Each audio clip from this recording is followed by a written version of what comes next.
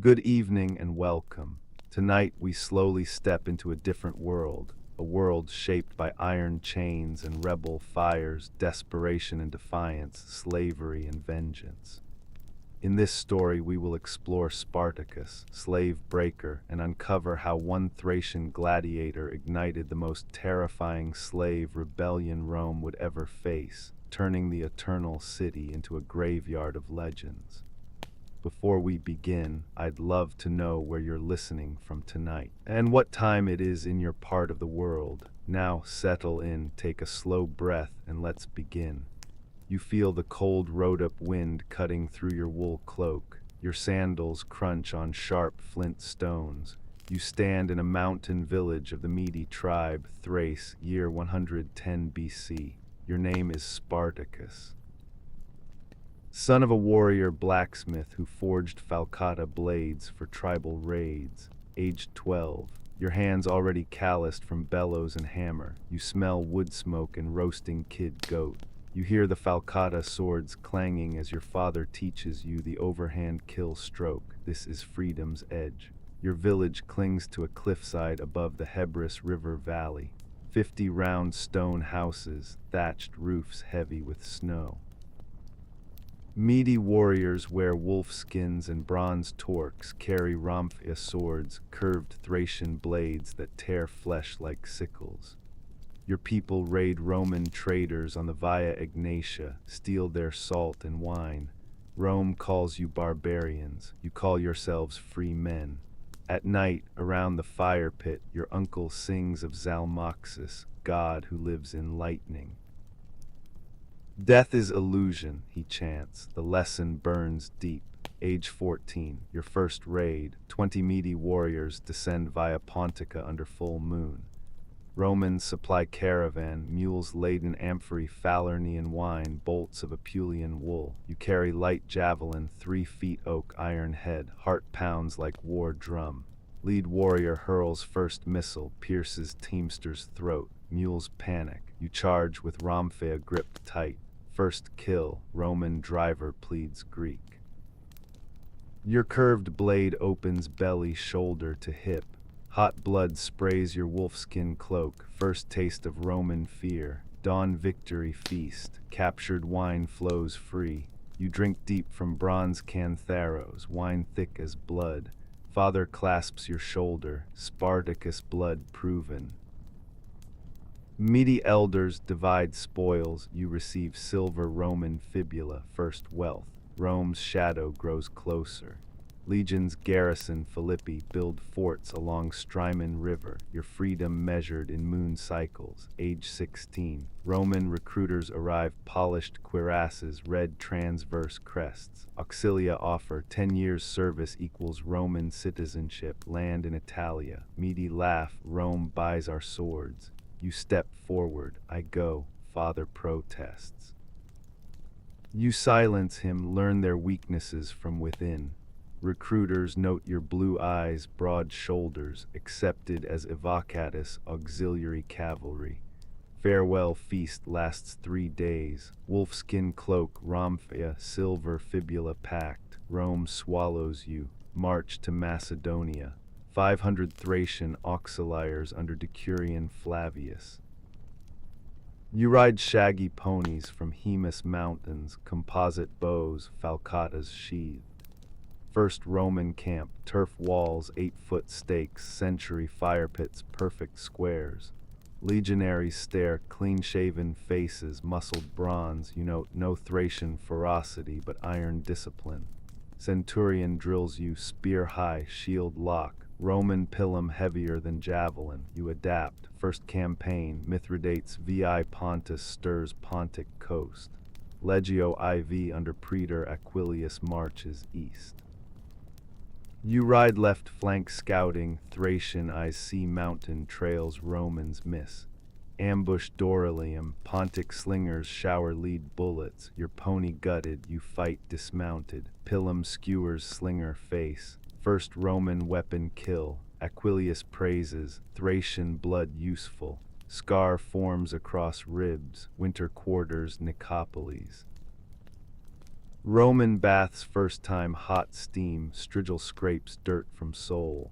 Legionaries gamble dice for your wolfskin. You win back double knuckle bones, learn Latin curses, marching songs, Venus fuck Mars sideways. Brothers form Crixus fellow Thracian, Onomaus German, Gannicus Celt, bond of outcasts, spring 106 BC. Mithridatic revolt explodes, Pontus overruns Bithynia.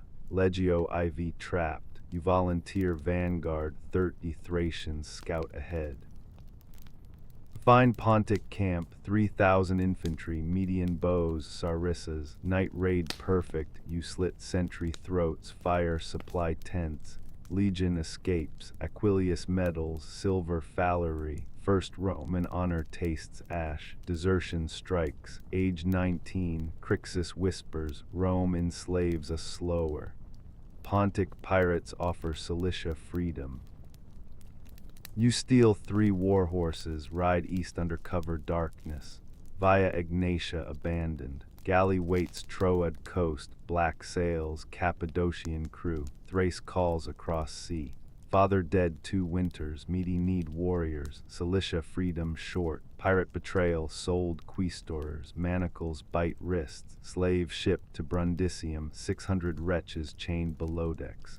Vomiting, dysentery, dead thrown overboard.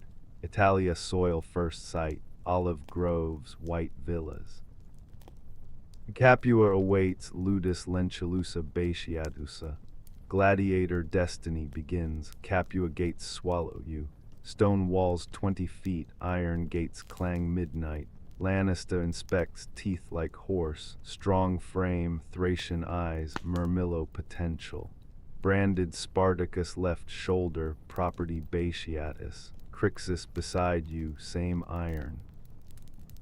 Onomaus watches silent from ranks. Freedom traded Roman discipline for chains. Fire still burns. The Capuan sky is hard and blue above the courtyard, hot enough to bake the sand into clay.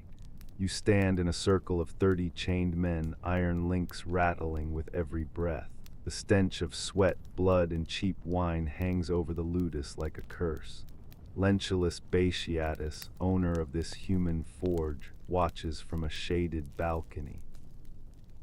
His Greek trainer, the doctor, paces before you, vine staff in hand. You are no longer men, he snarls. You are swords, I will sharpen you for Rome's pleasure. Your wrists burn where the shackles rubbed skin to raw meat on the journey from Brundisium. The brand on your shoulder still throbs, a crooked S for Spartacus, property burned deep. Crixus stands to your right, jaw clenched, blue eyes defiant. To your left, Onomaus, the German, breathes slow and steady, his face unreadable. Gannicus, the Celt, grins like a man already drunk on future applause. You stare straight ahead. They think they own you. They have no idea what Thracian wolves become in cages. Training begins at dawn. Wooden swords first, rudis, heavy as iron, splintered from years of sweat and impact. You are given the Murmillo kit, large rectangular scudum shield, short gladius heavy bronze helmet with a fish crest that covers most of your face. It's suffocating, the visor slits narrow, the air inside hot and stale. The doctor barks orders, left foot forward, shield high, strike at neck, thigh, liver. You move through the drills, muscle memory from Roman auxiliary days returning like a ghost. Gladius thrust, pivot, shield bash. The others struggle. You adapt. Days become a cycle of pain. Before sunrise, running laps around the yard in chains, sand grinding your ankles raw. Mid-morning, weapon drills until your arms shake and your lungs burn. Afternoon, practice bouts, wood against wood, then wood against steel. Evening, gruel and stale bread, sometimes a scrap of pork if you please the trainers. Night, chains again, this time securing you to the stone floor of the dormitory, 40 men snoring, coughing, cursing in a dozen languages. Freedom shrinks to the length of your chains, but even a gladiator school has its small freedoms. In the cramped barracks after lights out, whispers travel faster than disease. You hear stories of Cappadocia, where you once rode as an auxiliary, now told as myth by Gauls who never left Italy. Of Mithridates, the king who defies Rome, who poisons himself daily so no assassin can touch him.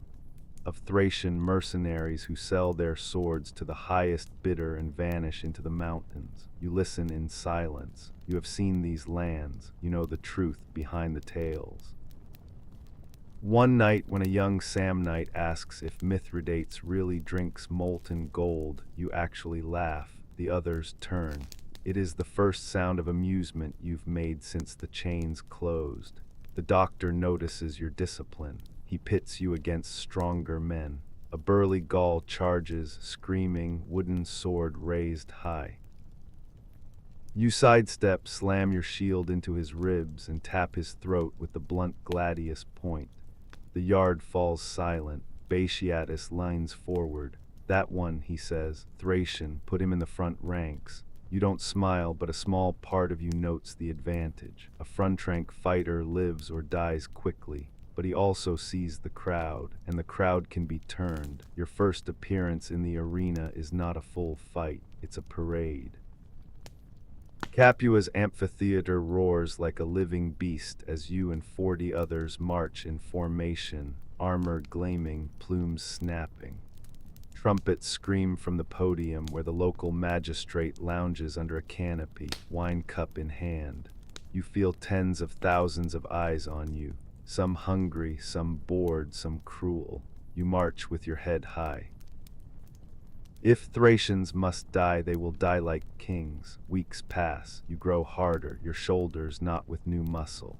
Old scars blend with new ones. A spear grazes across the ribs, a training cut above the eye that bleeds into your vision until you learn to blink blood away without flinching. The food improves slightly for those who survive. Olive oil rubs become nightly ritual, keeping your limbs supple, your skin from cracking. Even the chains feel lighter. You are no longer flailing against them every hour. You are watching, listening, waiting. One evening, after a particularly brutal sparring session where you disarmed Crixus so hard his practiced sword flew into the sand, Batiatus himself descends to the yard. His toga brushes the dusty ground as he walks, rings glittering on soft fingers. "Thracian," he calls. You kneel by habit, though your spine bristles at the gesture. He circles you like a merchant inspecting a prized bull. "You fought for Rome once," he says. "Auxiliary, yes, you know discipline. Use it here, live long, and I will make you famous. Die well, and I will make you legend."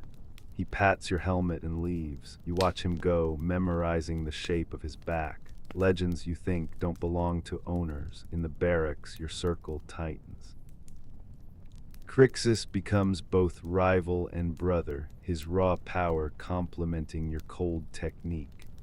Oenomaus older takes on the role of silent mentor, correcting your stance with a nod, your timing with a grunt. Gannicus fights as if the gods already promised him tomorrow. He laughs in the face of every blow. Together you form a quiet core.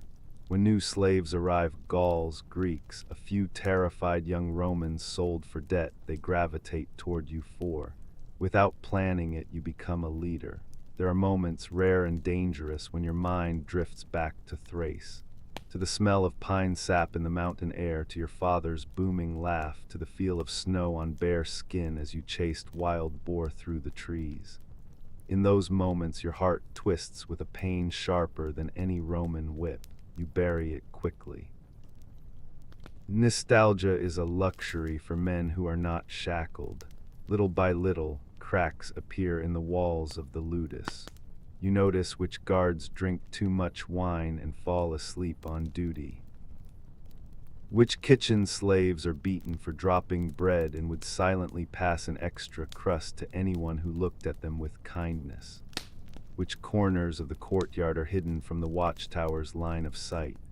You gather these details the way a blacksmith gathers charcoal and iron ore, not yet a weapon, but waiting.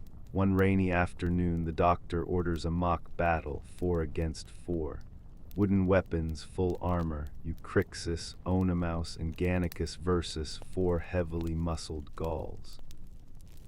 The match is supposed to entertain a visiting nobleman. You quickly realize the doctor has stacked the odds to test you. The Gauls charge in a wild rush. You bark a single word, shield, and your 3 companions snap into formation without hesitation, shields overlapping, gladii poised.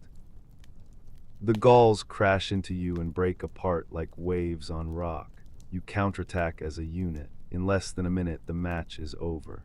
All 4 opponents are on their backs, gasping, staring at the sky. The nobleman applauds lazily. The doctor's eyes, though, gleam with something like fear. That night, Crixus whispers in the dark. "We could break them," he mutters. "Every man in this barracks, we're all killers. They sleep fewer than 20 guards. One night we take the kitchen, knives, the spits, the chains." "Not yet," you cut in. "We die in the streets. Rome surrounds us." He huffs but says nothing more. You roll onto your back and stare at the ceiling. Not yet, you think, but soon. Rumors seep in from outside. Rome is busy. Mithridates still harasses the Republic in the east. Pirates choke the trade routes in the Mediterranean. Slave uprisings flicker and die in Sicily like sparks in the dark. Capua's magistrates care only about bread and games. The games are your prison, but they may also be your key. One morning, a new shipment of weapons arrives. Real steel meant for the arena, gladii, tridents, nets, shields with fresh bronze facings. You watch the armory slaves move them, notice where keys are kept, which door hinges squeak, and which are silent. The plans forming in your mind grow sharper. You imagine the chains falling from your wrists, the taste of open air not filtered through iron bars. You picture Rome not as your master, but as your prey. The doctor catches your gaze lingering on the weapons too long. He strides over, staff tapping on the stone. "Careful, Thracian," he says quietly, so only you can hear. "Dreaming too much in this place gets men killed." You meet his eyes through the helmet slits, or it gets them free, you reply. A long moment hangs between you, then he snorts and walks away. But you saw it, a flicker of respect and an admission. He cannot control what burns inside you. Night after night, the barracks hums with low voices. You don't reveal the full shape of your thoughts, but you start to ask questions. Who here would rather die on their feet than live on their knees? Who remembers a home beyond these walls? Who has nothing left to lose? Hands lift in the shadows. You count them. More than you expected. Enough for a storm. One day in the heat of the afternoon, a kitchen slave slips on spilled oil and drops a pot. The overseer's whip flashes. Before the lash connects, you move without thinking. Your hand closes around his wrist, stopping the blow midair. The yard falls silent. The overseer stares at you in disbelief, then rage. He raises his free hand to strike you instead. Crixus and Oenomaus take one step closer, shoulders squared. For a heartbeat, the ludus teeters on the edge of open revolt. Then the doctor appears, vine staff cracking across the overseer's arm. "Enough," he snarls. "This beast is worth more than you are." He shoves the overseer back and turns to you. "Get back to training, Thracian." You hold his gaze a moment longer, then step away. The kitchen slave, shaking, murmurs a barely audible "thank you." You ignore it outwardly. Inside, something settles. You have tested the chain. It bent, but did not yet break.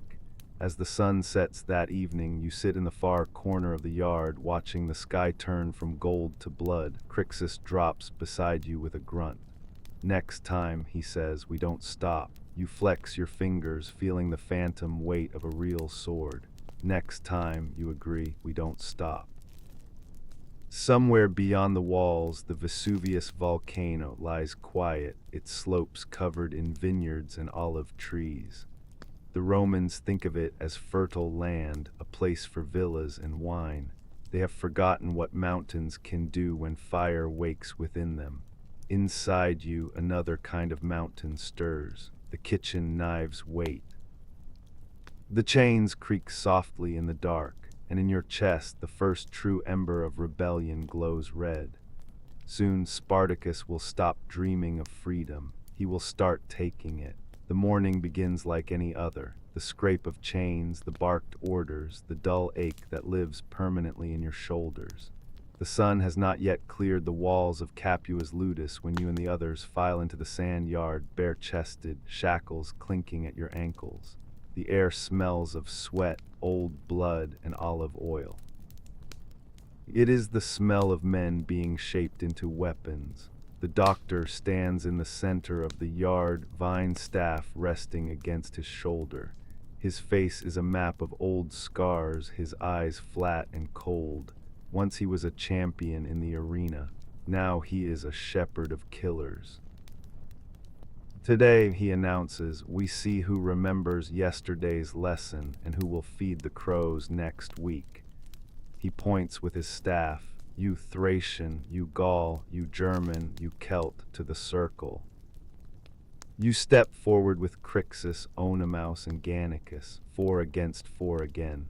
Only this time the weapons are not wood. A slave brings out the iron chest. It creaks open to reveal the gleam of steel, real gladii, tridents, daggers, and helmets.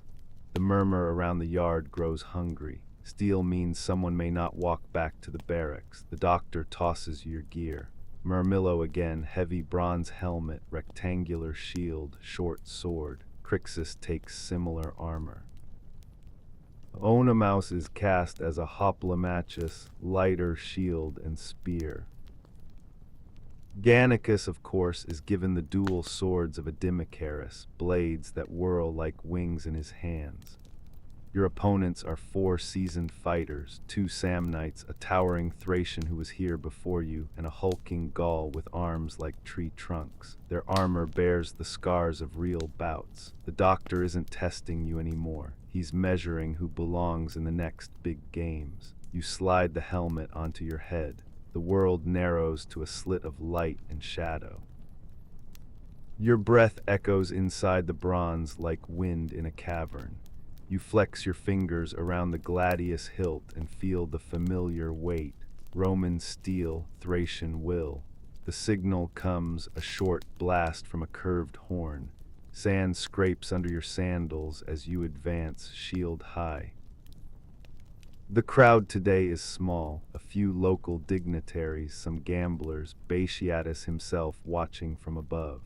But their eyes are as sharp as any sword. You can feel their hunger. Blood is blood, whether spilled for 10,000 or 10. The first clash is brutal and fast. The hulking Gaul charges you, roaring, shield low, sword high. You meet him head-on. Your scutum slams into his, the impact shuddering down your spine. For a heartbeat, you are locked shield to shield, muscles straining. Then you twist, step left, and bring your gladius stabbing under his guard. The blade bites into his unarmored thigh.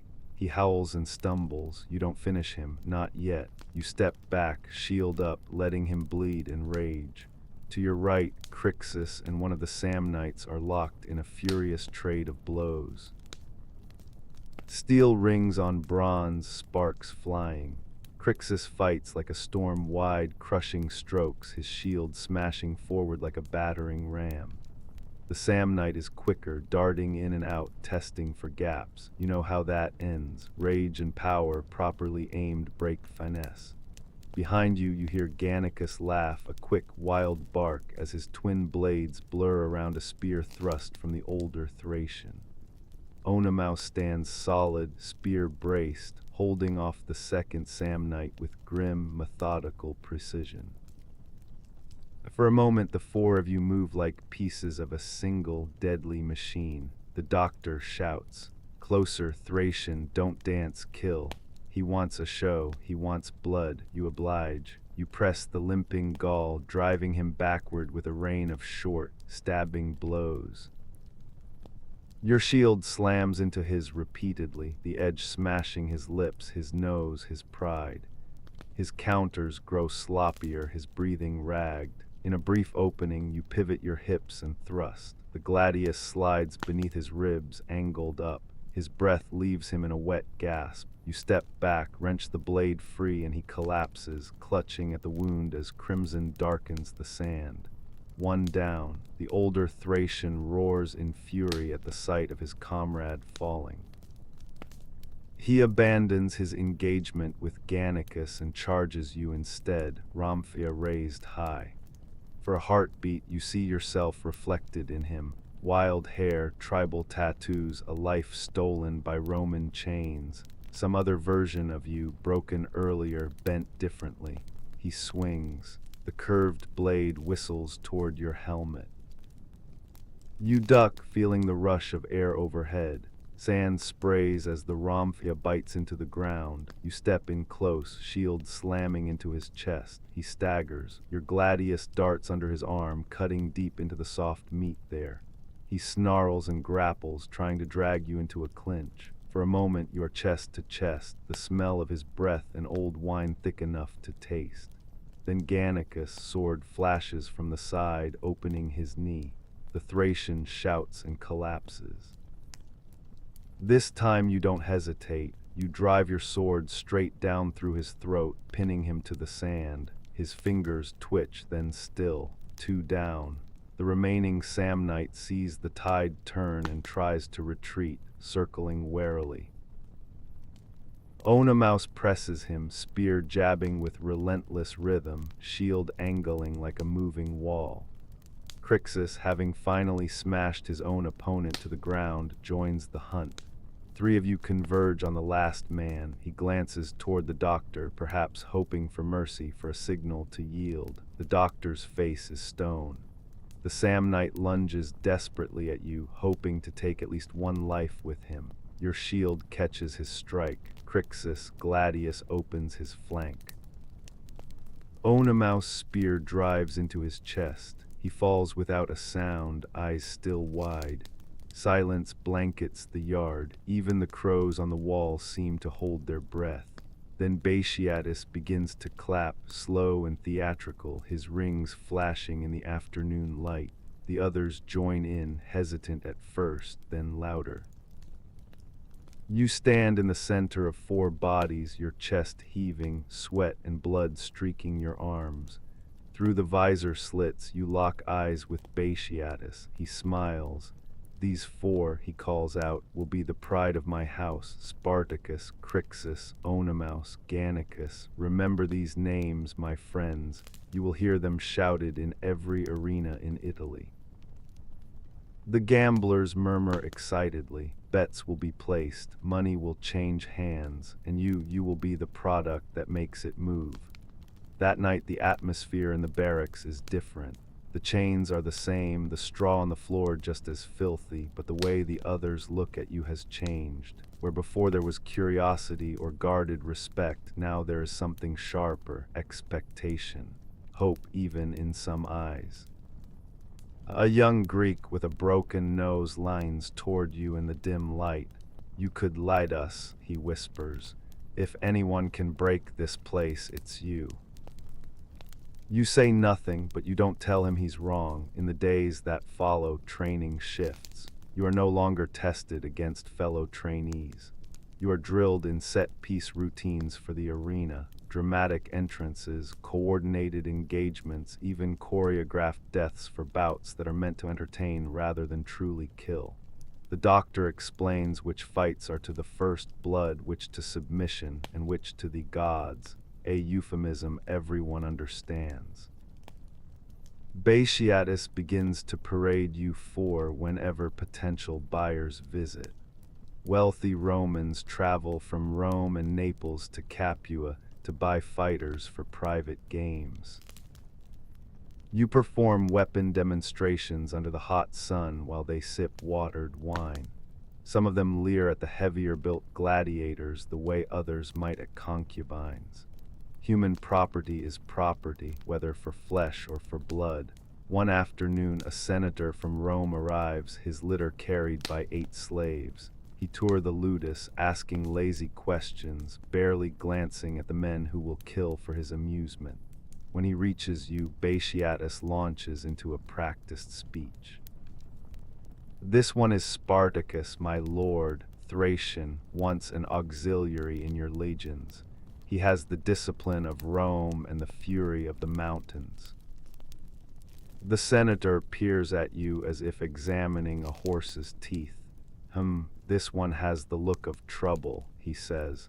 Mind that he doesn't cause you more than he brings in. Batiatus laughs too loudly. Oh, I assure you, my lord, all my beasts are well chained. Your eyes meet his for a fraction of a second. You don't smile. Neither does he. At night, the planning solidifies. You study the routines of the guards, which ones joke with the kitchen staff, which doze after too much wine, which are brutal enough that even other Romans despise them. You learn the schedule of weapon cleaning, the moments when real steel is out of the locked armory and in the hands of slaves with no chains on their wrists. You talk more openly now with Crixus, Oenomaus, and Gannicus. And Crixus wants blood. We kill them all, he says, eyes burning. Every guard, every overseer, Batiatus last. Burn this place to the ground. Oenomaus is quieter. Without a plan beyond these walls, we die in the first street, he warns. Rome's legions are not these fat guards. Gannicus shrugs. If we die with a sword in hand and wine on our breath, he says with a grin. Better than rotting on a cross. You listen, you weigh, you shape. It is in the kitchen that the spark finally finds dry tinder. You have been assigned with a few others to help carry water and grain from the storage rooms. The cook, a fat man with arms like cured hams, complains loudly about the shortage of good knives. How am I supposed to gut pigs with these?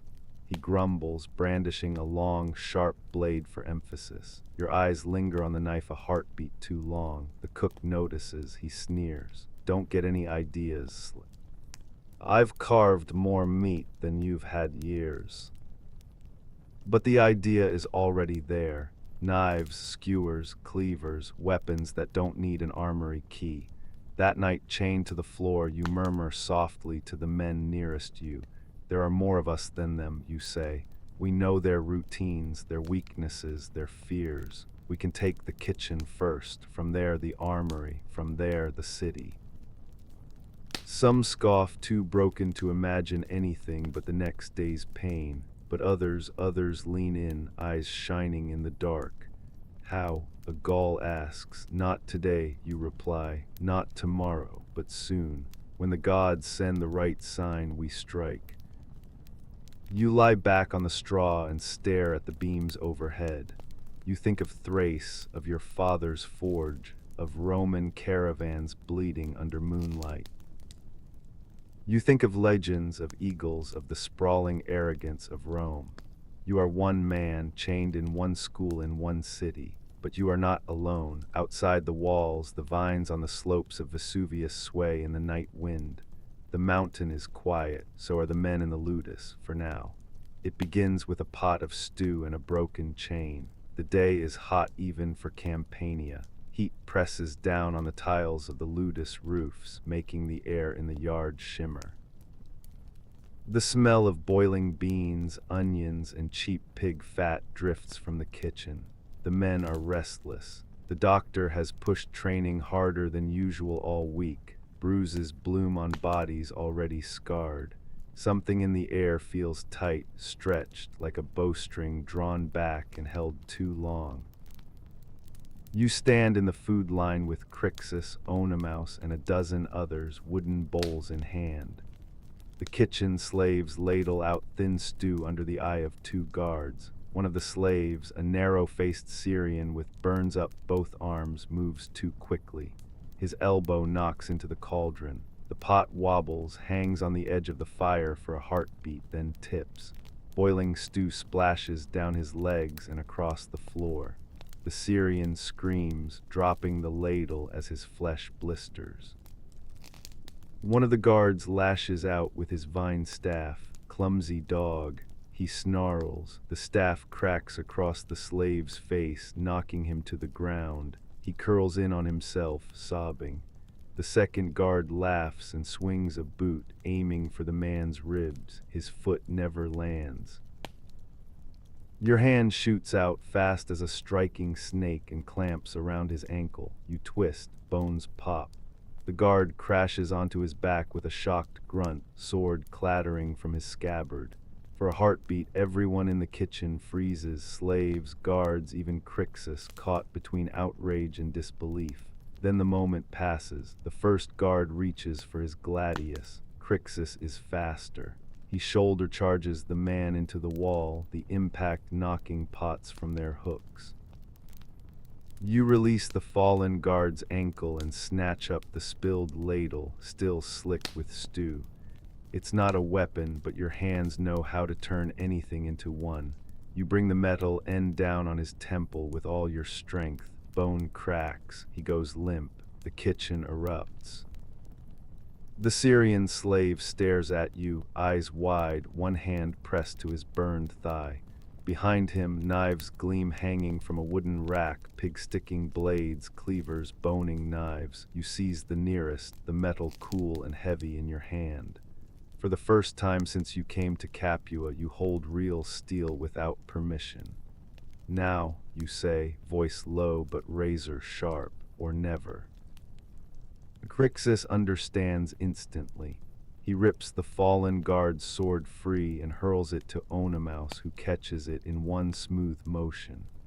Gannicus, arriving with another group of gladiators at the door, takes in the scene: blood, bodies, knives with a single glance. His grin is wild. About time, he says. The second guard staggers up, shock turning to fury. Traitors, he shouts. You'll be flayed alive. He draws his dagger and lunges at you. You step aside, grab his wrist, and ram the kitchen knife up under his ribs. Heat blossoms across your hand as his blood spills. His mouth opens in a wet gasp, but no sound comes out.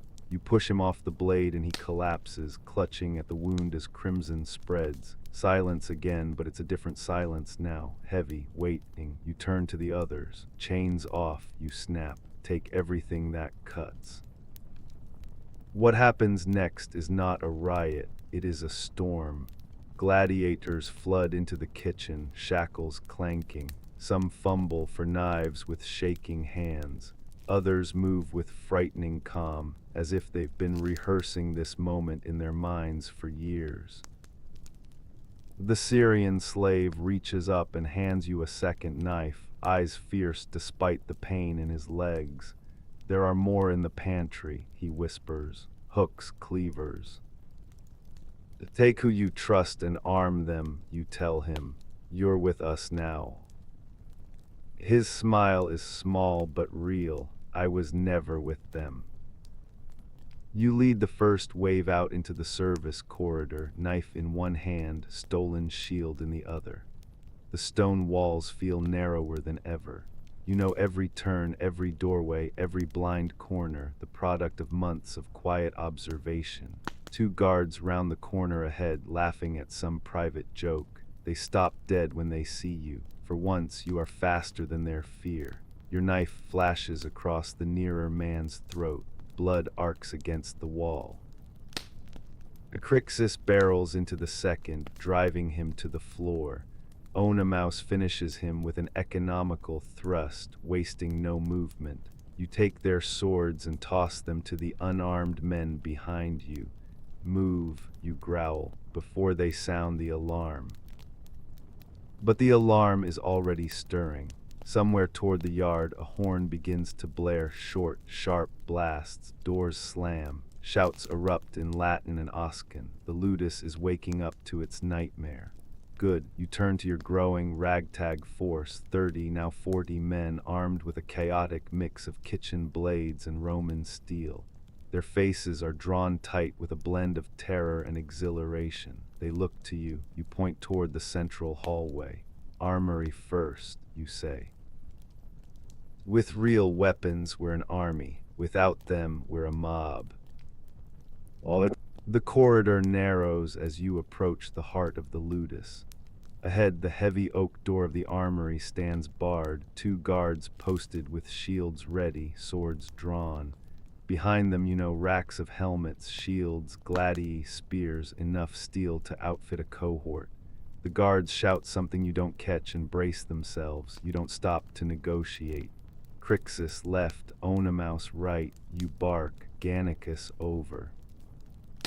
You sprint forward, the first guard's thrust glances off your stolen shield. Crixus slams into his side, the impact shuddering through the wood. Oenomaus' blade meets the second guard's, their swords scraping.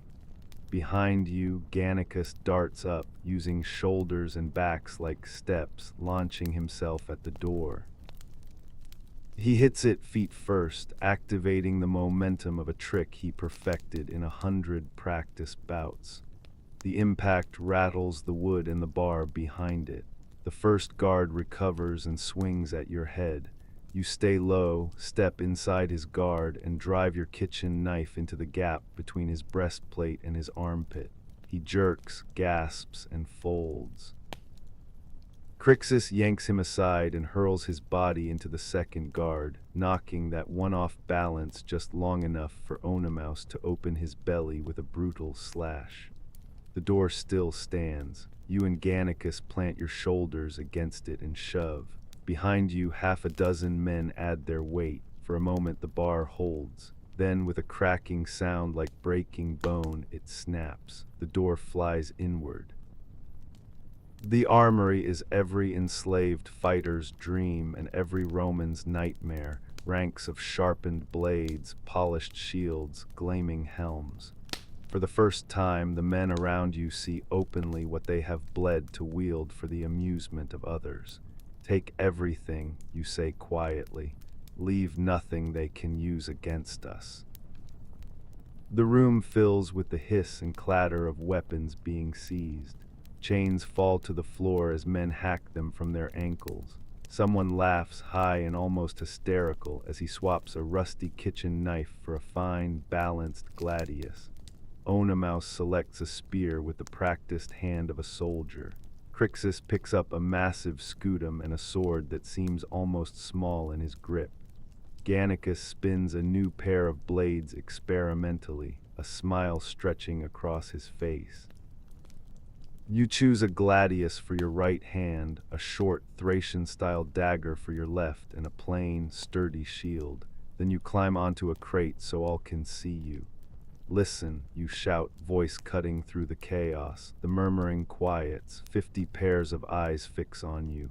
We can stay here and die when the legions come, or we can get out today, now, while Rome still thinks we are chained. You point upward toward where Batiatus' private rooms lie. Our owner will already be sending for help. We don't have hours, we have moments. A nervous voice calls from the back. Where do we go? The city is full of soldiers. To Vesuvius, you answer without hesitation. The mountain is steep and wild. No cavalry can charge there. No legion can form its lines. From there, we decide if we vanish into the countryside or we set all of Italy on fire. A silence, then Crixus raises his sword. Vesuvius, he growls, let Rome come climb after us. The shout catches Vesuvius. Several voices echo, then more. Soon the armory is ringing with the name of the volcano like a battle cry. You jump down from the crate. Then we break the gate, you say, and we do not stop.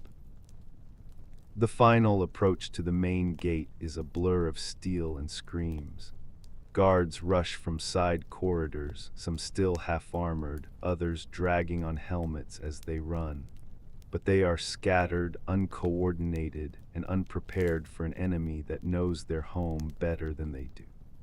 Gladiators trained to entertain now fight to kill, and nothing is more terrifying than a man who's already died a dozen times in the arena and discovered he wants one more chance. You drive forward at the tip of the wedge, shield up, sword thrusting and hacking. A pilum clatters off your scutum. You feel the jolt but keep moving. A guard lunges, you parry and smash the rim of your shield into his teeth. He goes down, his scream cut off as the men behind you trample him. At last, the gate towers loom above you. They are sturdy, iron-banded, meant to keep men like you in, but they were never meant to withstand an assault from the inside.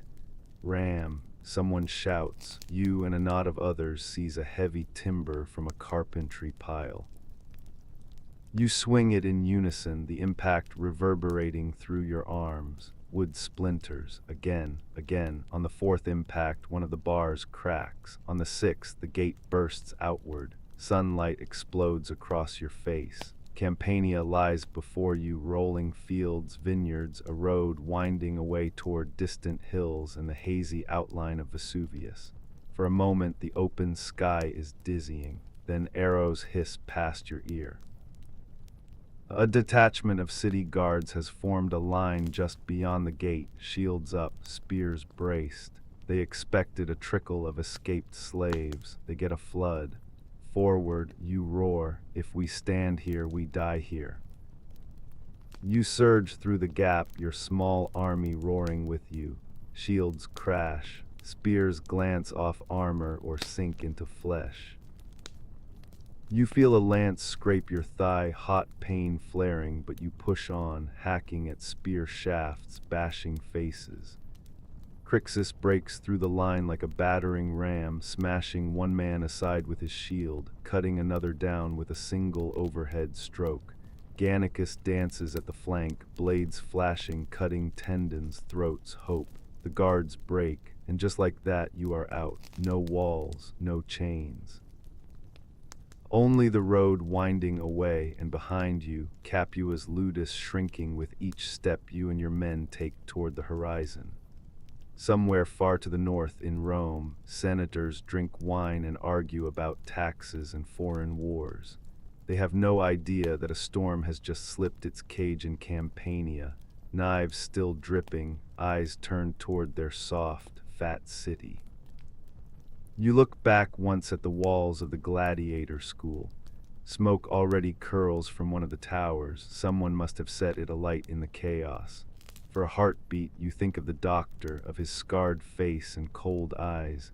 You wonder if he will die with a weapon in his hand or with a torch in his. Then you turn away. Ahead, Vesuvius rises, its slopes green and deceptively peaceful. Vines mark the fields of wealthy Roman landowners who will soon wake to find their slaves gone and their nightmares marching up the mountain with stolen Roman steel. You adjust your grip on your sword, feel the cut on your thigh throbbing in time with your heartbeat, and smile, a small, hard curve of the lips. Spartacus is no longer property. He is a problem for Rome. The road to Vesuvius winds like a lazy snake through the Campanian countryside. Fields of wheat sway in the breeze. Vines climb wooden stakes heavy with grapes nearly ready for harvest. Olive groves shimmer silver green under the sun. To any Roman farmer looking up from his plow, you and your men might be just another column of workers headed to an estate. But you are not workers. You are the storm. Your force has swelled as you march.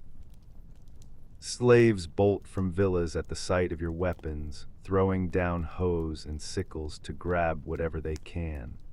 Some bring only their bare hands and a lifetime's worth of rage. Others come armed with pruning knives, pitchforks, axes, anything that can pierce flesh. Women and children join too, clutching bundles of stolen food, leading goats and mules. A column that began as 70 gladiators now stretches across the road, hundreds, then 1,000, then more. You keep the fighters near the front and rear, forming a living shield around the unarmed. You remember Roman marching order from your auxiliary days, scouts ahead, veterans on the wings, baggage in the center. You mirror it, crude but effective. Everything Rome taught you, you now turn against it. As the sun dips lower, Vesuvius looms larger. Its slopes rise steep and green, dotted with vineyards and patches of woodland. The summit is jagged and ancient, its crater silent. To the Romans, it is fertile land. To you, it is a fortress. You lead the column off the road and onto goat paths that zigzag up the mountain. The climb is brutal. Many of the newly freed have never walked without chains, let alone up such steep terrain. You set a harsh pace anyway. The legions will move faster on flat ground, you tell those who complain. If we're still down there when they come, we die down there. By nightfall, you've reached a broad shelf near the rim, a natural plateau hemmed in by cliffs on one side and steep drops on the others. It is defensible, but also a trap. There's only one obvious path up, narrow, rocky, easy for a small Roman force to block. Crixus looks around and grunts. If they come up that way, we can hold them, he says, hefting his sword. We're not here to hold them, you reply. We're here to make them bleed. The first Roman response comes quicker than you hoped. 2 days after your escape, as dawn paints the sky pink and gold over the Bay of Naples, horns echo from the lower slopes. You and your leaders, Crixus, Oenomaus, Gannicus, peer down from a rocky outcrop. Below, a Roman camp is taking shape at the base of the mountain. Tents blossom like white fungus. Fires spring to life. Standards rise, topped with eagles and wreaths. This is not a full legend. Not yet. Rome still underestimates you. They have sent a praetor, Gaius Claudius Glaber, with about 3,000 men, hastily assembled militia, a smattering of legionaries, some local allies. Enough, they think, to pen a band of runaway slaves on a mountain. They do not plan to fight you. They plan to starve you. By midday, Glaber's men have blocked the main path to your camp.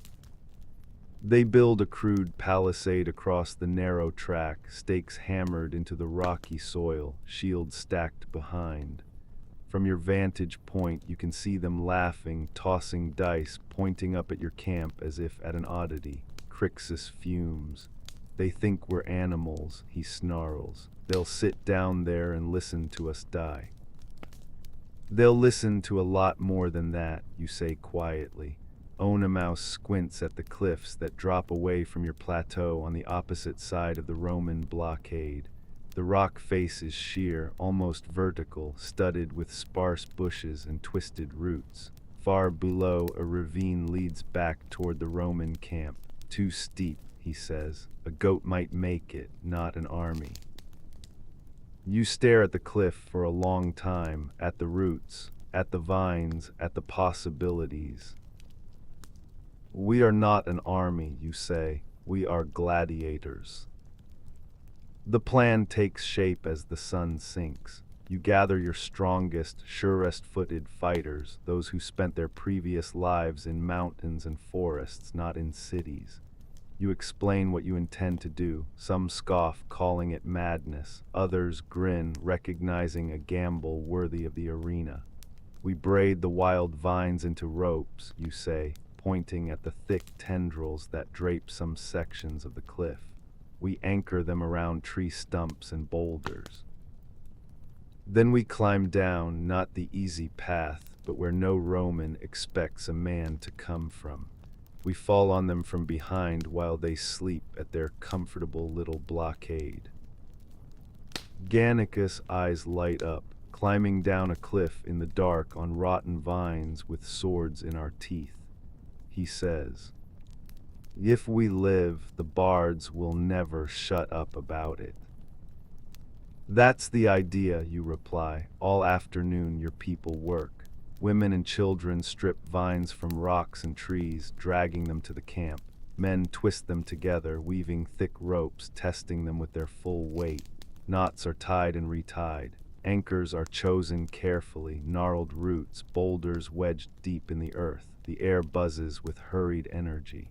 There is fear, yes, but also a strange fervor, a sense that something impossible is about to be attempted.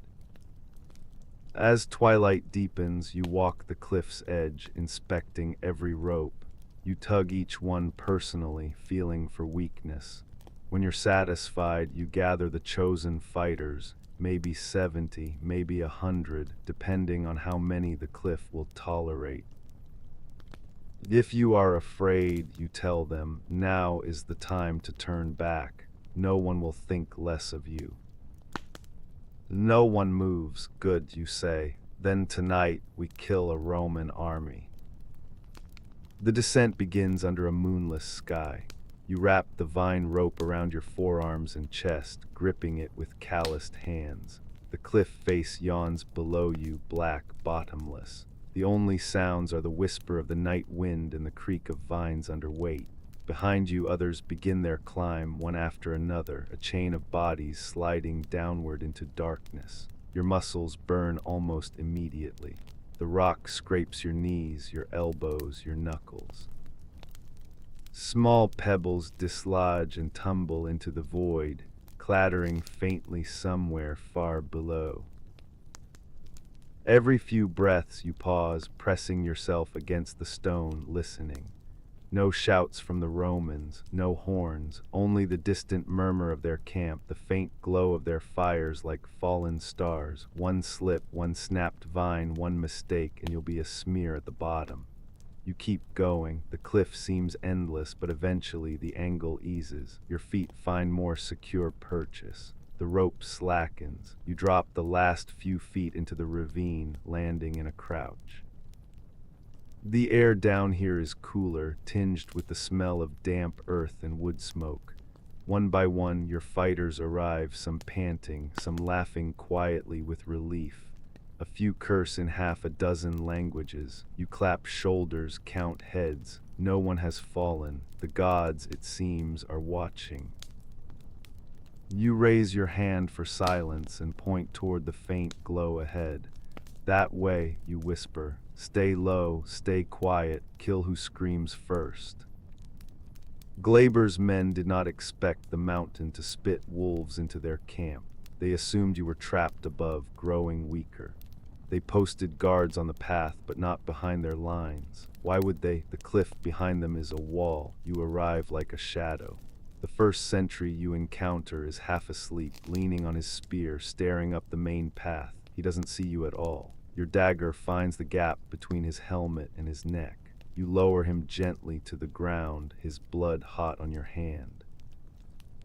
From there, it's slaughter. Your fighters spread through the camp in small groups, slipping between tents, blades glinting briefly in the firelight before disappearing again. A man steps out to relieve himself and never returns. Another snores on his pallet until a hand clamps over his mouth and a knife kisses his throat. A cluster of soldiers, dicing near a fire, look up just in time to see shapes materialize from the darkness, eyes cold, weapons already in motion. You move among them like a ghost, striking, vanishing, reappearing. Years of gladiator training, timing, awareness, the ability to read an opponent's weight on his feet, turn this chaos into deadly choreography.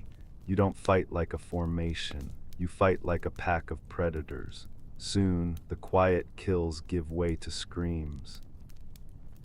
A shout goes up near the center of the camp. To arms, they're in the camp. Horns blare, discordant and panicked. Men stumble from their tents, some half-armored, some clutching swords with shaking hands. They look around for an enemy line, a direction, a formation to meet with their own. They see only shadows and fire. Your men hit them from every side at once. A slave with a stolen spear skewers a Roman as he fumbles with his shield straps. Crixus wades into a knot of soldiers, scutum smashing, sword carving a brutal path. Gannicus moves through the chaos with unnerving grace, blades flashing, always just out of reach, leaving bodies in his wake. Oenomaus rallies some of the more disciplined fighters into a wedge, driving straight through a pocket of hastily formed Roman resistance. Their line breaks like rotten wood. You find Glaber near his tent, fumbling with his breastplate as his attendants panic. For a heartbeat, you see the calculation in his eyes, flee or stand. He chooses wrong. He grabs a spear and tries to rally his men. Form up, form. You slam into him before he can finish, your shield cracking against his ribs. He staggers back, eyes wide. He's not a coward, he was at least willing to face you. But he has spent his life behind a wall of steel, not at the tip of one. You knock his spear aside with your shield and drive your gladius into his gut. His breath leaves him in a harsh gasp. He looks down at the blood blooming across his tunic as if surprised by the color. For every lash you hiss, twisting the blade. For every brand, for every man who died for your games. You rip the sword free, Glaber collapses. Once their commander falls, whatever fragile cohesion Glaber's troops had dissolves. Some try to flee into the dark, only to stumble over rocks and bodies, easy prey for your fighters. Others drop their weapons and beg for mercy. Some of your men kill them anyway, drunk on the shock of finally holding power instead of pain. You let it happen for a while. These men carried whips. They laughed when slaves fell in the arena. They are not innocents. But when the killing starts to turn into butchery, you raise your sword. Enough, you shout. We are not butchers. We are not Rome. The rage doesn't vanish, but it finds a boundary. Some prisoners you keep, those with useful skills, those who might choose a different life. Others you leave bleeding in the trampled mud. When dawn touches the edge of the sky, Glaber's camp is a ruin. Tents torn, fires dying, bodies everywhere. The air smells of blood and smoke and victory. Your people move through the camp like carrion birds, but these birds are still hungry for life. They seize weapons, armor, boots, cloaks. Food is piled onto wagons. Wine casks are rolled up the path. Someone finds a chest of coins in Glaber's tent and dumps it out into the dirt, laughing wildly as the silver scatters. We are rich, Spartacus. A man shouts. You shake your head. We are armed, you correct. That is better. From the heights of Vesuvius, later that day, you look down at the scene of the battle. The camp is small from up here, just a smudge of smoke and dark shapes. But you can count the standards lying in the dirt. You can see the vultures beginning to circle. Rome sent a praetor and 3,000 men to starve a handful of gladiators. Now those men feed the birds and the gladiators hold their weapons. Word will spread. In Capua, the magistrates will stammer to explain how their ludus vomited forth an army. In Rome, senators will frown, tap their scrolls, and assure one another that it is a minor disturbance, easily corrected. They will send more men next time. Good. As the sun sets, your camp on the mountain hums with exhausted energy. Fires crackle. The children sleep curled against their mothers. Fighters clean blood from stolen blades. Crixus sits sharpening his sword, his face split in a rare, genuine smile. Did you see their faces? He chuckles. They thought we'd come begging for mercy. They'll fear us now, Oenomaus says quietly. Fear can be a weapon or a trap. Gannicus swirls wine in a stolen cup. Let them fear, he says. Fear makes them stupid, and stupid Romans die easy. You listen, then rise, looking out toward the distant, hazy line where sky meets land. Somewhere beyond that horizon lies Rome itself, marble temples, crowded streets, the forum where men decide the fate of those they've never met. They'll send consuls next, you say. Real legends, more eagles, more steel. Crixus bares his teeth. Then we'll take those too. You don't answer immediately. The firelight flickers over your face, casting your scars into deeper shadow. Maybe, you say at last, or maybe we disappear into the mountains and live as free men until we die of old age. There is a long pause. Which do you want? Gannicus asks. You think of Thrace, of Rome's arrogance, of the crucifixions you've seen along the Appian Way. of the brands on your shoulder and the chains you've watched bite into children's skin. You grip the hilt of your sword. I want Rome to remember our names, you say, and I want them to fear them. The first Roman army sent to contain a slave revolt lies broken at the foot of Vesuvius. Spartacus does not intend to let it be the last. The ashes of Glaber's camp are barely cold when the news begins to spread. Messengers on stolen horses, freed slaves on bleeding feet, even sympathetic shepherds. Word carries faster than any legion can march. A band of gladiators has destroyed a Roman army at the foot of Vesuvius. They did not flee. They did not beg. They descended a cliff on vines and carved 3,000 men into the dirt. To slaves who have known only the whip and the chain, the story sounds like a miracle. To Rome, it sounds like an insult. Your camp on Vesuvius grows with every passing day. Slaves pour in from the surrounding countryside, field hands with sun-cracked skin, house servants with soft hands and hard eyes, miners with lungs blackened by dust. Some arrive in twos and threes, slipping away under cover of darkness. Others come in whole groups, marching openly, carrying stolen tools turned into weapons. A handful of free men join as well. Poor farmers crushed by debt, shepherds driven off their grazing lands, deserters from forgotten wars. They come not because they love you, but because they hate Rome more. You stand at the edge of the plateau each evening, watching the line of newcomers snake up the mountain. What began as 70 gladiators has become a camp of thousands. You are no longer leading an escape. You are leading an army. Chaos, if left alone, eats armies alive. You've seen what happens when untrained levies meet disciplined legionaries. A brief roar of courage, then a long afternoon of dying. You refuse to let that be your people's fate, so you divide them. Former soldiers, deserters from legions, mercenaries from foreign wars are put in charge of basic drill.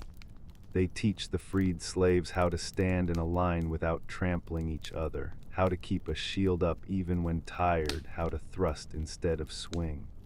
Onomaus oversees discipline, his calm voice and iron stare enough to quiet most grumbling. Crixus takes the hardest fighters and shapes them into a shock force, men and women who can take the front when the line must hold or break. Gannicus trains a different sort of warrior. He gathers those with a taste for risk, the climbers, the hunters, the ones who laugh when others flint.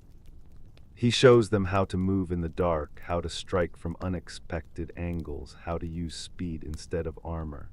They become a band within the army, half scouts, half assassins.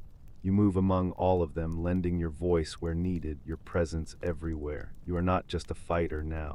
You are a symbol. Weapons remain your greatest limitation. There are only so many gladii and spears to steal, so many helmets to scavenge from dead Romans. You improvise. Iron farm tools are reforged in makeshift forges into crude blades. Wooden shields are faced with hammered cooking pots and bits of armor. Sling stones are gathered by the basketful. A former blacksmith from Capua, hands scarred from years at the forge, steps forward. "Give me charcoal and iron scrap," he says. "I can make more." You remember your father hammering glowing metal under Thracian stars. You nod. You'll have them. By the time Rome realizes how big your force has become, your people no longer look like a mob. They look like a rough, jagged reflection of a legion. Rome's response when it comes is predictable. The Senate is annoyed, not yet afraid. They assume Glaber's defeat was luck, a fluke. They send 2 consuls, Publius Varinius and Lucius Cassinius, each with his own small army. The men are ambitious, hungry for glory, but they do not coordinate. Each wants to be the one who brings Spartacus back in chains. Their pride is your opportunity. You don't wait for them to climb the mountain this time.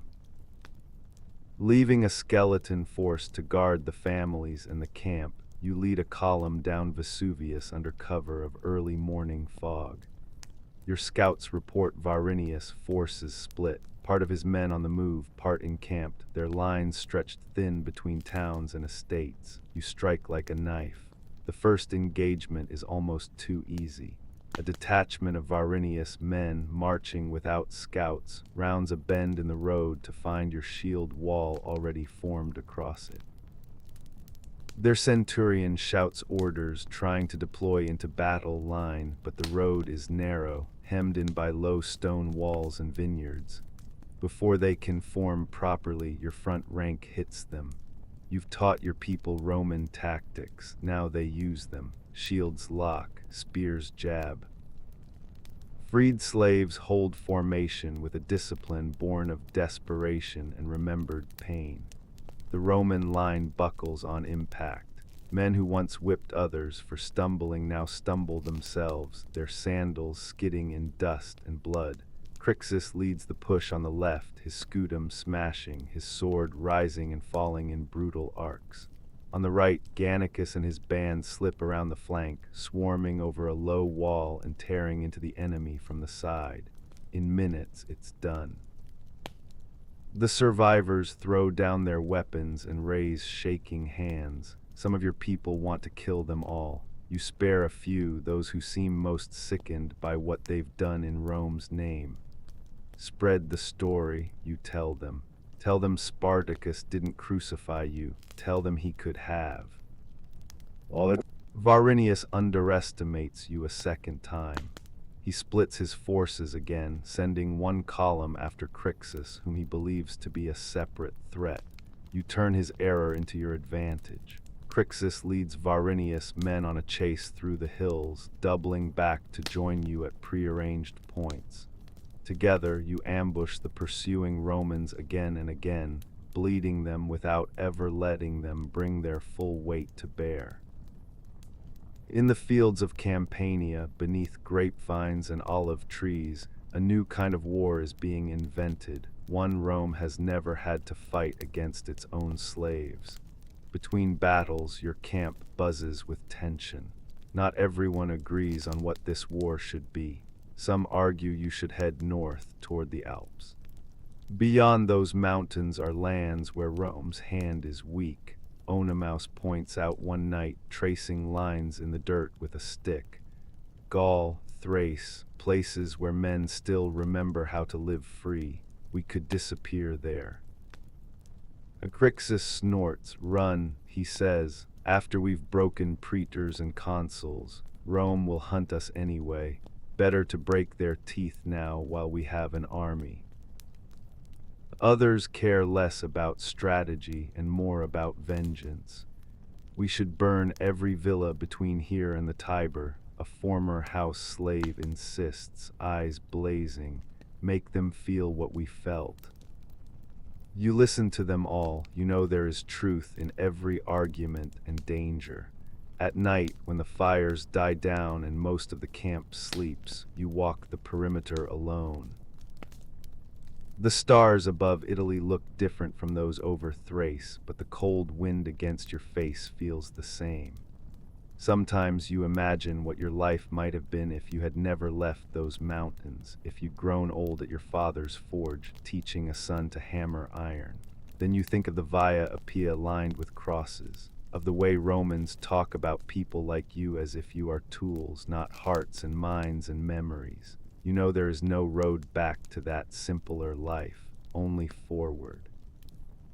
Rome is slow to understand, but even the Senate cannot ignore repeated humiliation. Reports of your victories pile up. Glaber at Vesuvius, Varinius, detachments bled in the countryside, Cassinius surprised and rooted during a bath near Salone. Each loss chips away at the comfortable belief that this is a local problem, a provincial embarrassment. Whispers begin in the Curia. What if this spreads? What if every slave in Italy looks to Spartacus and sees more than a name? For the first time, they use the words war and slave in the same breath. Back on Vesuvius, your camp becomes something more than a hideout. It becomes a city. Crude, yes, and temporary. The tents are patched, the shelters thrown together from stolen cloth and timber, but it has its own rhythms, its own rules. Dogs bark, children play among the sling stone piles. A woman from Sicily sets up a small stall where she trades bread for bits of Roman jewelry. A former clerk starts recording numbers of weapons and rations on stolen wax tablets. You walk through this growing, impossible settlement and see a glimpse of what might be. A community not defined by who owns whom, but by who stands beside whom when the swords come out. It is fragile. It may not survive the year, but for now it is real. One evening, as the sun sinks red behind the smoking mountain, a scout returns from the north, dust-caked and breathless. "They're coming," he pants. "Consuls, full strength. 2 armies, maybe more. They say Rome has finally stopped underestimating us." You feel the camp's mood shift like wind changing direction. Fear prickles, excitement stirs. Crixus grins like a man at the edge of a long-awaited fight. "Good," he says. "It's time we see what we really are." Onomaus' gaze is steady, but you can see the calculations behind his eyes. "We will not be able to win every battle from now on," he says quietly. "We must choose which ones are worth losing." Gannicus tosses a twig into the fire. "When do we ever get to choose?" He says. "Rome chooses, we react." You shake your head. "Not anymore," you tell them. "Now we choose." You look out over your camp, over the faces of men and women who were property a few months ago and now stand armed against the greatest power in the world. You think of the road north, toward the Alps and possible safety. You think of the road south, toward further plunder and temporary glory. And you think of the road straight ahead, toward consular armies, toward blood and fire, toward a reckoning that will echo in Roman nightmares long after every one of you is gone. You know that whatever you choose, some will call you fool, some will call you hero. You also know this: Spartacus cannot turn back. The Campanian fields have become a graveyard for Roman pride. 3 months after Vesuvius, your army numbers nearly 20,000. Not a mob now, but a force, rough-edged, determined, carrying a growing legend that draws more slaves to your banners every day. You move through Lucania like a gathering storm, striking farms, towns, and outposts, always melting back into the hills before full legions can respond. Rome calls you fugitive slaves. Your people call you Spartacus. Publius Varinius commands Rome's next answer, a praetor with 5,000 men, veterans from the social war, men who know how to fight. He is no Glaber. He burns villages to deny you supplies, sends cavalry to harry your foragers, keeps his main force tight and disciplined. For a week you shadow each other through the valleys, neither quite willing to force battle on the other's terms. Then he makes his mistake. Your scouts find him camped carelessly near the Visia River, his men spread across too wide a perimeter, confidence breeding sloppiness. You call your leaders to council under a stand of oaks at midnight. Crixus wants to charge their camp head-on. Onomaus argues for ambush. Gannicus suggests fire. You listen, then lay out your plan in the dirt with a stick. "We let them see us," you say. "A small force retreating, they'll pursue. When they chase, we lead them into the river flats where the ground turns to mud after yesterday's rain. Their formations will break. Our slingers and skirmishers will bleed them from the flanks. Then Crixus hits from the high ground." Crixus grins, finally. Varinius takes the bait. Dawn breaks gray over the Visia Valley. Your retreating column, 500 picked men, marches in plain view across the ridge, kicking up dust, leaving an obvious trail. Varinius' horns sound triumph. His army pours from camp, infantry in good order, cavalry fanned wide, confident they have trapped runaways against the river. They have trapped themselves. The flats you chose suck at Roman sandals like wet clay. Their manipular lines, so perfect on drill fields, begin to bunch and stagger as men struggle for footing. Shields sag, sarissas tangle, officers shout contradictory orders. High on the overlooking ridge, your slingers loose their first volley.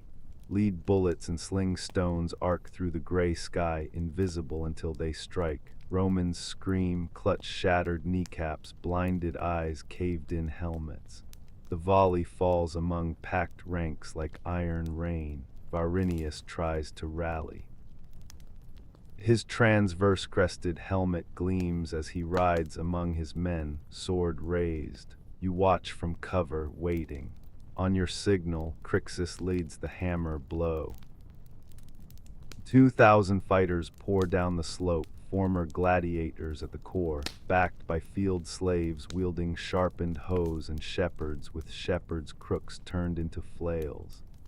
They hit the Roman right flank where the mud is deepest, where cohesion has already cracked. Chaos becomes catastrophe. Crixus wades through the melee like judgment itself, scutum smashing faces, gladius rising and falling.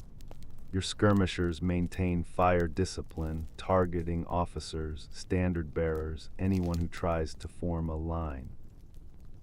Varinius' cavalry attempts a countercharge but founders in the mire, horses floundering, riders dragged from saddles and hacked apart. By midday, 5,000 Romans lie broken across 2 miles of river flat. Varinius barely escapes with his life, his helmet lost, his cloak torn, his pride shattered. You let him go. A living praetor carries better tales than a dead one. Victory brings thousands more to your banners. Slaves walk openly now, no longer sneaking through shadow. Entire villa households arrive, cooks carrying kitchen knives, stable hands leading their masters' own horses. Free peasants join too, men with ancient grudges against Rome's tax collectors. Your army swells past 30,000. Rome panics, the Senate convenes in emergency session. Glaber's humiliation was a scandal. Varinius' destruction is an existential threat. Every slave in Italy now whispers Spartacus' name. The city gates are reinforced. Free men are armed as watchmen. Senators who own large estates in Campania demand protection. In the end, they do what Rome always does when provinces threaten the center. They send consuls. Gnaeus Cornelius Lentulus and Lucius Gellius Publicola receive imperium, the full consular power to wage war. Each commands 2 legions plus auxilia, 8,000 legionaries total, plus thousands more of Italian allies, Gallic cavalry, archers from Crete, professional soldiers, real war, not praetors with militia. You meet them not as scattered rebels, but as a growing power. The consuls divide their forces, the classic Roman strategy. Gellius moves south through Campania toward Vesuvius, Lentulus swings wide through Apulia. They intend to trap you between twin hammers. You refuse the anvil. Instead of holding your mountain fortress, you slip the net. Your army, now 40,000 strong, moves with surprising speed for such numbers. Families and non-combatants are sent into the safer hill country under heavy guard. Fighters travel light, living off the land, striking and vanishing before Roman scouts can fix your position. Gellius catches your rear guard near Nola. He thinks he has you. He catches smoke. Your scouts spot his approach 2 days early. You leave campfires burning, tents standing, a few dead mules to suggest hasty flight. Meanwhile, your main force circles wide through wooded hills, emerging behind Gellius as he inspects your abandoned camp. Onomaus strikes first. His skirmishers loose fire arrows into the dry grass around Gellius' baggage train. Flames spring up fast, cutting off retreat. Panic spreads among the mules and camp followers. Then you hit.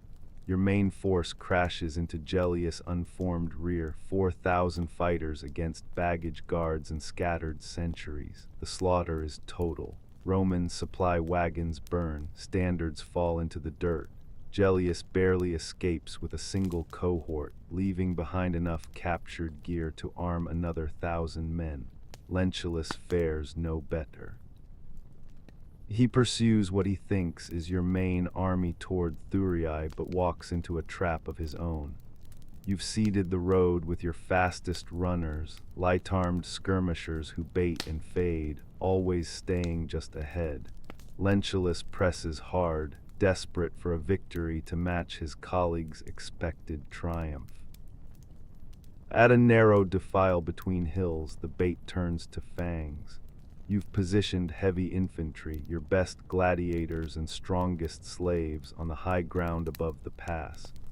When Lentulus commits his legionaries to the chase, rocks begin to fall. First pebbles, then boulders the size of wagons. Lentulus' tight formation shatters as men are crushed or scatter. Crixus leads the downhill charge. Your slingers maintain covering fire. Lentulus' line disintegrates. By dusk, his army is routed. Thousands fled into the countryside, his camp looted clean. Rome reels, 2 consuls, 8 legions, professional soldiers, Rome's finest, sent to crush a slave revolt, and both return empty-handed. The Senate chambers echo with shouted accusations. How can barbarians defeat legions? Are our soldiers cowards? Has Spartacus bought traitors in our ranks? Panic spreads through the Italian countryside. Villas are abandoned, slaves are chained or killed preventively. Free peasants form militias, unsure whether to fight you or flee you. Capua, once your prison, now bolts its gates at night. Your name becomes a curse whispered in Roman houses. Spartacus, not just a man but a meaning, the thing that happens when you push people past breaking. On Vesuvius, your council gathers around the victory fire. Crixus raises a captured Roman cup. To Rome's broken eagles, he toasts. To the men who carried them, Oenomaus counters quietly. Gannicus laughs. To more wine like this. You let them drink, then call for silence. We've beaten praetors, you say. We've bloodied consuls. But Rome has not bled enough, not yet. Eyes turn to you, they wait. We move north, you say. Not to escape, to challenge. Let them think we run for the Alps, let them chase. When their legions stretch thin across Italy, we turn, we strike the soft center. We take what we need to survive the winter, and we make them understand that slaves do not merely run. Crixus nods slowly, and if they corner us. You smile, cold as mountain stone. Then we fight like men who have nothing left to lose.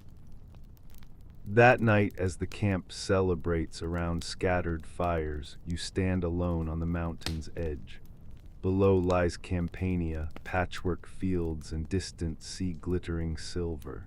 Far beyond, Rome itself waits, white marble, arrogant, untouched. You think of the consuls riding home in disgrace, of senators arguing over maps, of slaves across Italy hearing your name for the first time and wondering. You grip the hilt of your sword, feeling the worn leather beneath your fingers. Rome believes it faces a revolt. Rome is wrong. Rome faces a revelation. Autumn winds carry the first chill as your army turns north. 40,000 strong now, more than Rome expected, more than you once dared hope. The road to Picenum winds through the spine of Italy, past abandoned villas and fields where peasants watch from doorways, afraid to cheer, afraid to curse. You move with purpose, a living challenge to the republic that birthed you in chains. Rome responds with Gellius and Lentulus reunited, their pride wounded but their forces intact. They shadow you from the east, keeping distance but pressing steadily. Scouts skirmish daily, your light troops against their Gallic cavalry, slingers trading lead with Cretan archers. You lose men, they lose more. The war becomes a deadly rhythm, march, forage, clash, move, but cracks begin to form. Crixus has never been one for patience. The giant Gaul-Thracian hybrid, once your brother in arms, now paces your council fires like a caged bear. We run, he growls one evening, kicking a log into the flames. The praetors broken, consuls bloodied, and still we run north like whipped dogs. We're drawing them out, you counter, voice calm, stretching their supply lines when they're spread thin. When Crixus spits, their legions march on roads built for war. We stumble through hills like bandits. My men are fighters, Spartacus, not mountain goats. Oenomaus watches silently, weighing. Gannicus swirls stolen Falernian wine, staying neutral as always. The tension breaks near Esculum Picenum. Gellius catches a portion of your rear guard, mostly Crixus heavy fighters in open country. The consul smells blood. His 2 legions deploy textbook perfect, Hastati forward, Principes reserve, Triara anchoring rear. Gallic cavalry wheels wide, Crixus doesn't retreat, he charges. 3,000 gladiators and slaves, your hardest veterans, smash into Gellius' front line before you can signal recall. No finesse, no maneuver, just raw power against Roman discipline. Scuda crash on legionary shields. Gladii meet Pila. Crixus himself towers at the center, cutting a path through Hastati like wheat before a scythe. For a moment it works. Roman cohesion cracks under sheer fury. Gellius feeds Principes forward, but your slingers rake their flanks, sowing chaos. Crixus men fight with arena desperation, every stroke meant to kill, no thought of tomorrow. Then the Gallic cavalry hits your unprotected left. Longswords flash from horseback. Unarmored slaves fall under hoof and blade. Crixus line buckles. Gellius senses weakness and commits reserves. What began as glorious charge becomes desperate struggle. You watch from the ridge, torn, send reinforcements and risk your maneuver force. Hold back and lose your strongest lieutenant. Horns sound recall, too late for some, but Crixus hears. He bellows retreat, fighting rearward every step, shield dripping crimson. The day ends in uneasy draw. Gellius claims victory. You count 500 dead. Crixus returns blood-soaked but unbroken, eyes burning with something darker than battle rage. That night around the victory fire that feels more like truce fire, Crixus speaks openly. My men are wasted chasing shadows, he declares. Voices murmur agreement from his fighters.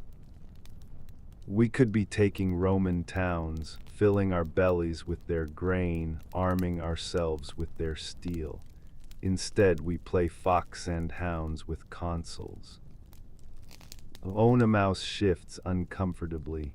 Divide our strength, and Rome crushes us both. The strength, Crixus laughs bitterly. We had strength at Vesuvius, strength at Vesia. Where is it now? Chasing Gaulish ghosts over mountains. You feel the fracture widening. United, we threaten Rome itself, you say. Divided, we die as bandits. Crixus meets your gaze, unblinking. Some of us would rather die as wolves than live as sheep. Dawn brings decision. Crixus stands before his 30,000, separate camp now, separate fires with you and your leaders watching. Brothers, he roars, we came for freedom, not to run forever. Rome lies south, fat and waiting, who marches with me to fill their streets with fire. The cheers erupt, not all but enough. 2/3 of your army, 25,000 fighters, follow the giant south toward Lucania. The rest stay with you, loyal or simply unwilling to split. Onomaus watches them go. He'll burn bright, he says quietly, but not long. All it Gannicus shrugs. Better 30,000 wolves than 40,000 sheep. You say nothing, division was inevitable, but it still tastes like failure. Rome smells blood in the water. Gellius and Lentulus abandon caution. Instead of pursuing your reduced force north, they wheel south to crush Crixus while he's isolated. Scouts bring word both consular armies converge on Lucania, 8 legions total, 20,000 legionaries plus auxilia. Against Crixus' raw numbers but untrained troops, you could march to his aid, reunite, face Rome together. Or let Rome bleed itself, crushing your rival. The choice tastes like poison either way. Crixus fights like a cornered lion. Near Mount Garganus, his army catches Gellius watering his legions at a stream. No subtlety this time, just overwhelming numbers crashing into formed ranks. Crixus leads from front, Scutum smashing centurions, Gladius carving through Hastati. His Gauls and Germans fight berserk, axes splitting legionary shields. Gellius holds, Principes lock shields, Triarii brace with long spears. Roman discipline becomes unbreakable wall. Crixus' momentum stalls against professional steel. Lentulus arrives from south at noon. Fresh legions hit Crixus' unprotected flank. What was assault becomes anvil hammer. You hear details later from survivors trickling north.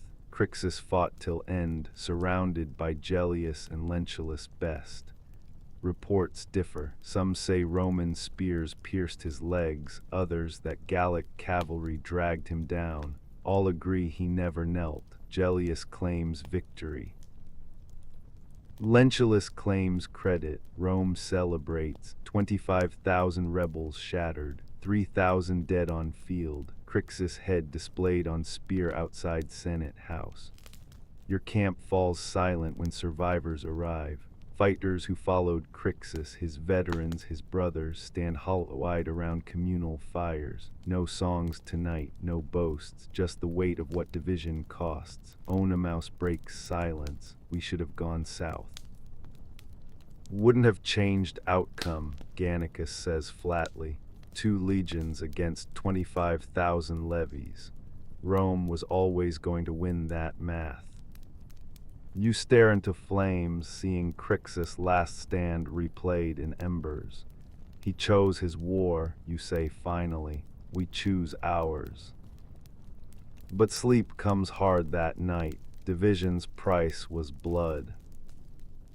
Rome grows stronger while you grow smaller. The fracture spreads. Some blame you, Spartacus let Crixus die. Others blame Crixus, he abandoned the plan. Mutters become arguments. Fights break out over rations, over watch rotations, over nothing. You walk among them constantly, listening more than speaking, reminding them of Vesuvius, of praetors broken, of consuls bloodied. Rome fears us divided, you tell the troublemakers. United, we threaten their world. Most listen, some don't. Winter approaches, supplies dwindle. Gellius and Lentulus, victory flush, tighten noose. Your scouts report legions fortifying roads north. Alps seem distant dream now, blocked by consular steel. Council meets under driving rain. We can't fight 8 legions, Onomaus states flatly. Not with these numbers. Fight, Gannicus laughs without humor. We survive, Rome tires eventually. You shake head, Rome doesn't tire, it adapts. Silence heavy as wet iron, then you speak words that change everything. Pause 3s. We go south. Every head snaps toward you, through their lines. Onomaus asks carefully. Through their hearts, you correct, not to fight their legions, to take their cities, their wealth, their spirit. We march on Rome itself, not to storm its walls, but to show every slave between here and the Tiber what freedom looks like. Insane, suicidal, brilliant, Gannicus grins first. The senators will choke on their Falernian. Oenomaus nods slowly, bold enough to work or kill us all. You rise. Either way, Rome remembers Spartacus not as bandit who ran, but as man who dared their gates. Word spreads through camp like wildfire. Fighters who mourned Crixus now sharpen weapons with purpose. Families pack belongings. Scouts map southern routes through Apennines. Gellius and Lentulus hear rumors, dismiss them as desperation. Their legions hold northern roads, confident no slave army would dare challenge consular imperium head-on. They don't understand. You're not challenging their armies. You're challenging their world. The road south cuts through the heart of Rome's richest lands. Your army, reduced to 20,000 after Crixus' fall, marches not as hunted slaves, but as conquerors. Families and non-combatants sent safely into hills. Fighters travel light, stolen Roman gear, forged camp weapons, burning purpose. Gellius and Lentulus chase north, certain you're fleeing to Alps. You move opposite directions, straight toward the Republic's soft underbelly. First blood falls near Minterni. Roman garrison, 2 cohorts protecting grain stores, meets your vanguard. No battle this time. Your slingers shatter their resolve from range. When fighters close, legionaries break without orders. Centurions killed first, stores burned. Survivors sent north with message carved on stolen standard. Spartacus was here. Word spreads ahead of you like plague. Villas empty at your approach. Slave owners flee with gold and silver, leaving cellars stocked, armories open. Your foragers find more than food. Legionary gear cached for emergencies, officers' plate armor, even a few ballistae half-assembled. Former house servants guide you to hidden cellars, revealing amphorae of Falernian wine, olive oil by the ton, weapons enough to outfit another 1,000. You don't burn the buildings, you leave them standing, empty monuments to Rome's fear. Near Terracina, you catch Praetor Thoranius with 3,000 men. He attempts pitched battle on open ground, confident in numbers. You refuse his terms, night attack instead. Gannicus leads 500 through coastal marshes, silent as death. They emerge behind Thoranius' camp as your main force hits front gate. Confusion becomes panic. Legionaries stumble from tents half-armored. Your slingers maintain fire discipline, targeting anyone carrying standards or giving orders. Thoranius rallies personal guard near command tent. You find him there at dawn, sword drawn, tunic bloodied but unbroken. He fights well, better than Glaber, better than Varinius, but alone against 5 determined gladiators, skill means little.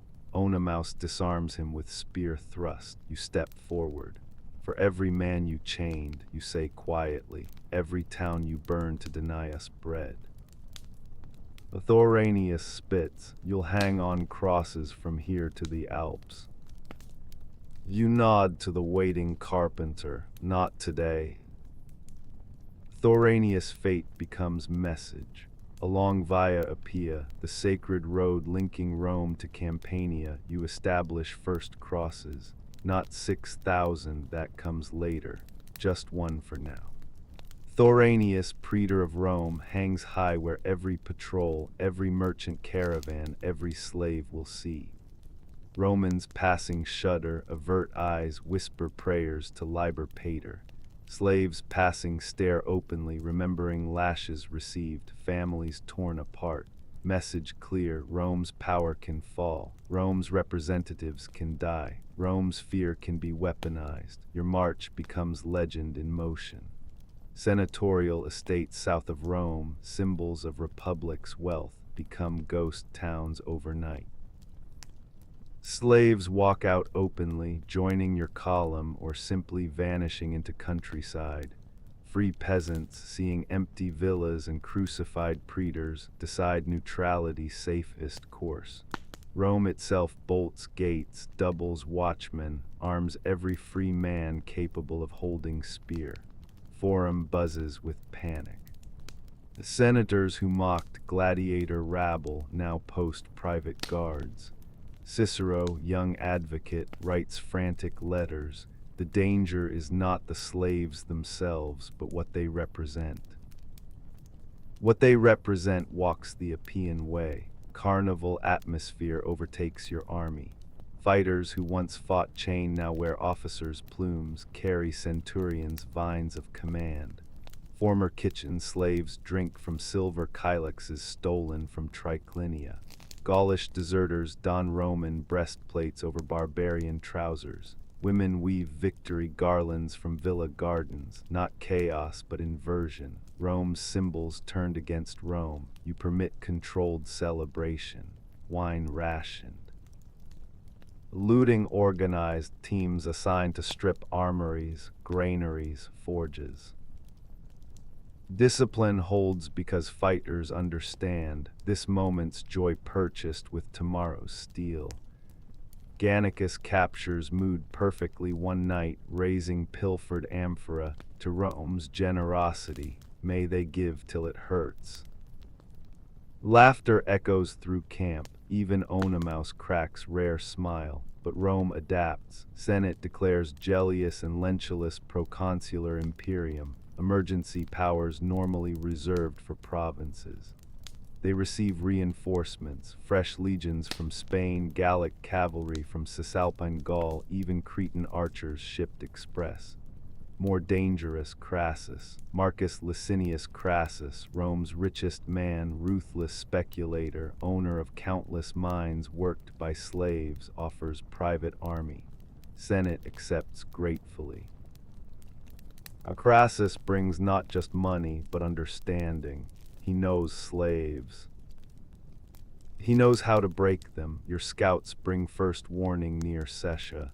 10,000, maybe more, the writer gasps. Discipline like nothing we've faced. No banners, no standards, just function. Centurions everywhere. Engineers digging triple ditches even on march. Oenomaus frowns, Praetorian Guard. Worse, you say quietly, private army, Crassus' own. Council falls silent, Crixus 30,000 gone, Gellius/Lentulus regrouping north, now Crassus south, blocking Appian escape. Hammer meets anvil, you call general muster at midnight. 20,000 gather by torchlight, fighters, scouts, families who refused evacuation. No speeches about freedom, glory, vengeance. Those words lost meaning after Crixus. Instead, truth. Rome adapts, you say, voice carrying clear. Praetors became consuls. Consuls become Crassus. They learn our tricks faster than we invent them. Murmurs ripple, fear, yes, but also stealing resolve. We came for freedom, you continue, not to build empire, not to rule cities. Some of you want Rome's destruction, understandable. Some want only to breathe free air, equally true. Pause, deliberate, let words settle. Tomorrow we face Crassus, not as army seeking vengeance, not as rebels seeking glory, as men claiming birthright life without chains. You raise sword toward stars, who stands with Spartacus not to destroy Rome, but to outlive it. Roar shakes mountainside, not largest you've heard, but deepest. Fighters grip weapons tighter, families clasp hands, even wounded, Crixus veterans who limp to muster stand taller.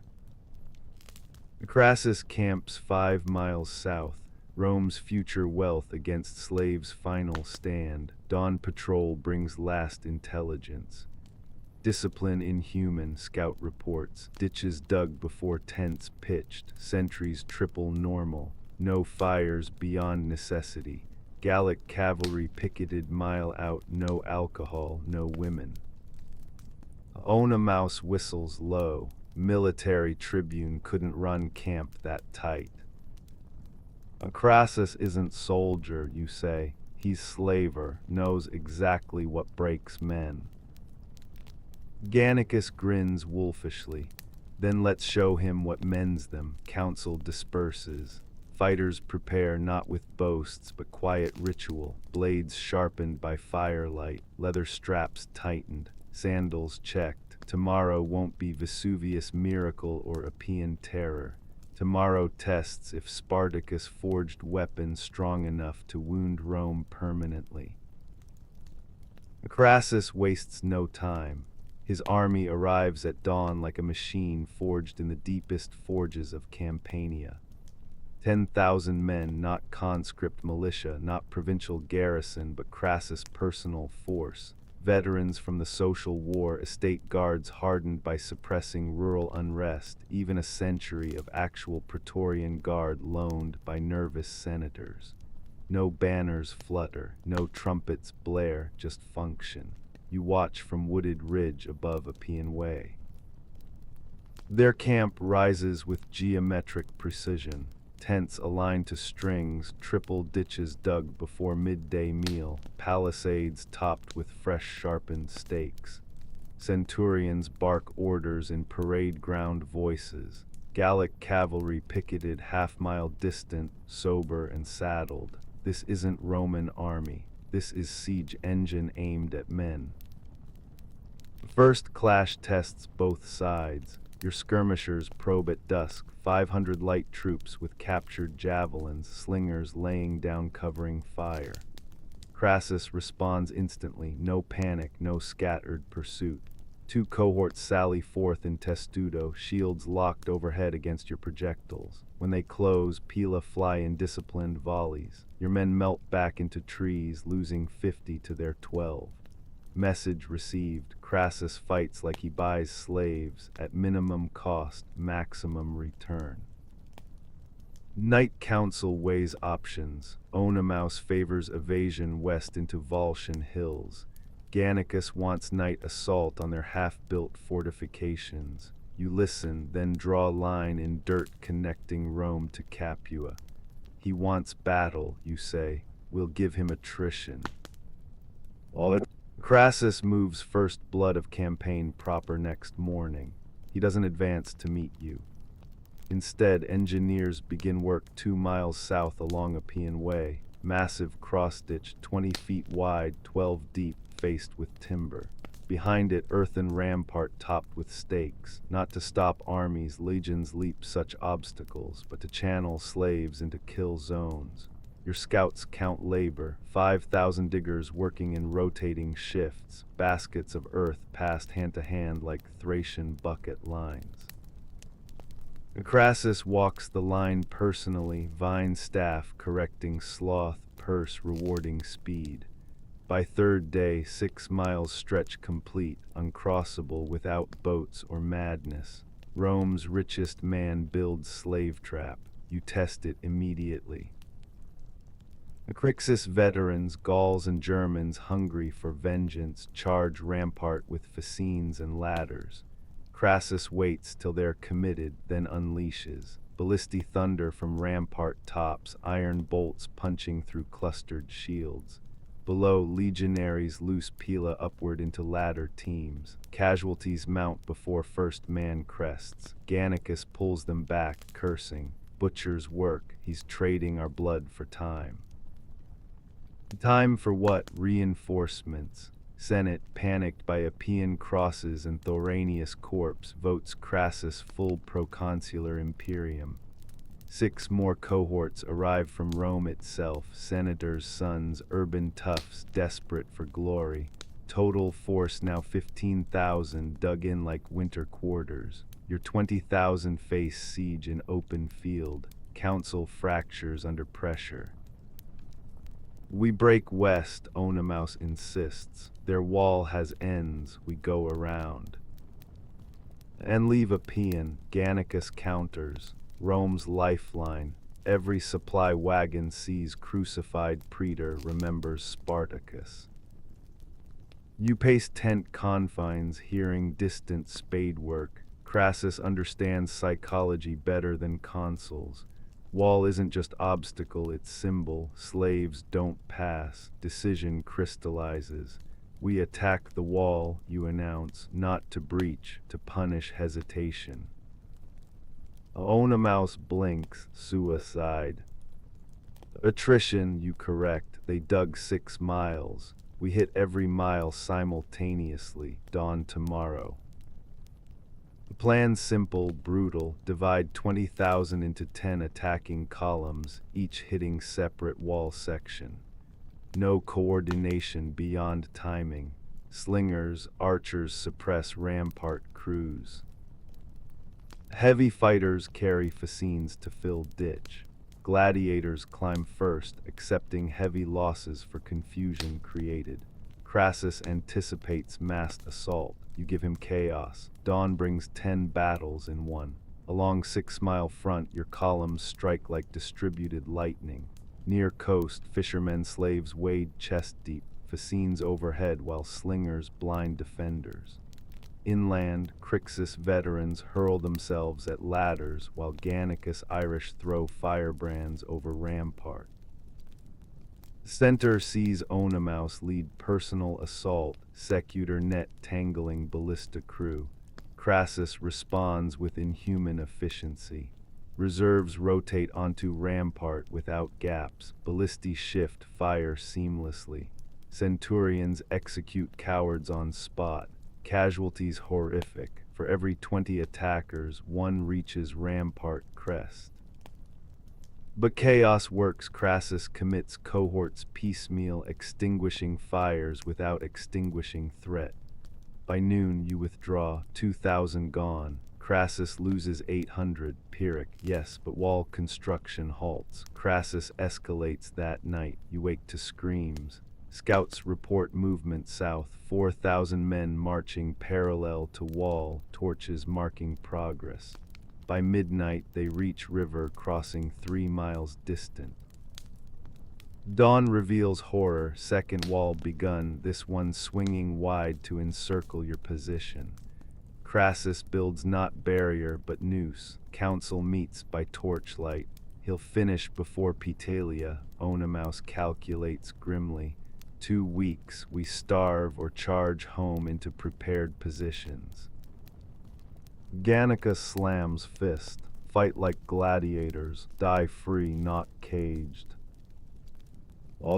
You silence them both, mind racing through Thracian winters, Capua cells, Vesuvius dawn. Crassus fights Romans war, you need slaves war. Send women and children north, you order. Through woods, small groups, fighters prepare boats, every fishing vessel, every raft from Minturni. Oenomaus grasps plan, flank march by sea. Desperation, you confirm. Crassus watches roads, not waves. Riskiest maneuver yet, 20,000 can't all fit fishing boats. Plan calls for nucleus, 5,000 core fighters to slip coastal flotilla past wall ends while main force demonstrates against fortifications. Rest follow overland once pressure lifts. Crassus smells trap. Third dawn his entire line stands to, weapons gleaming. No construction sounds, no working parties, full of.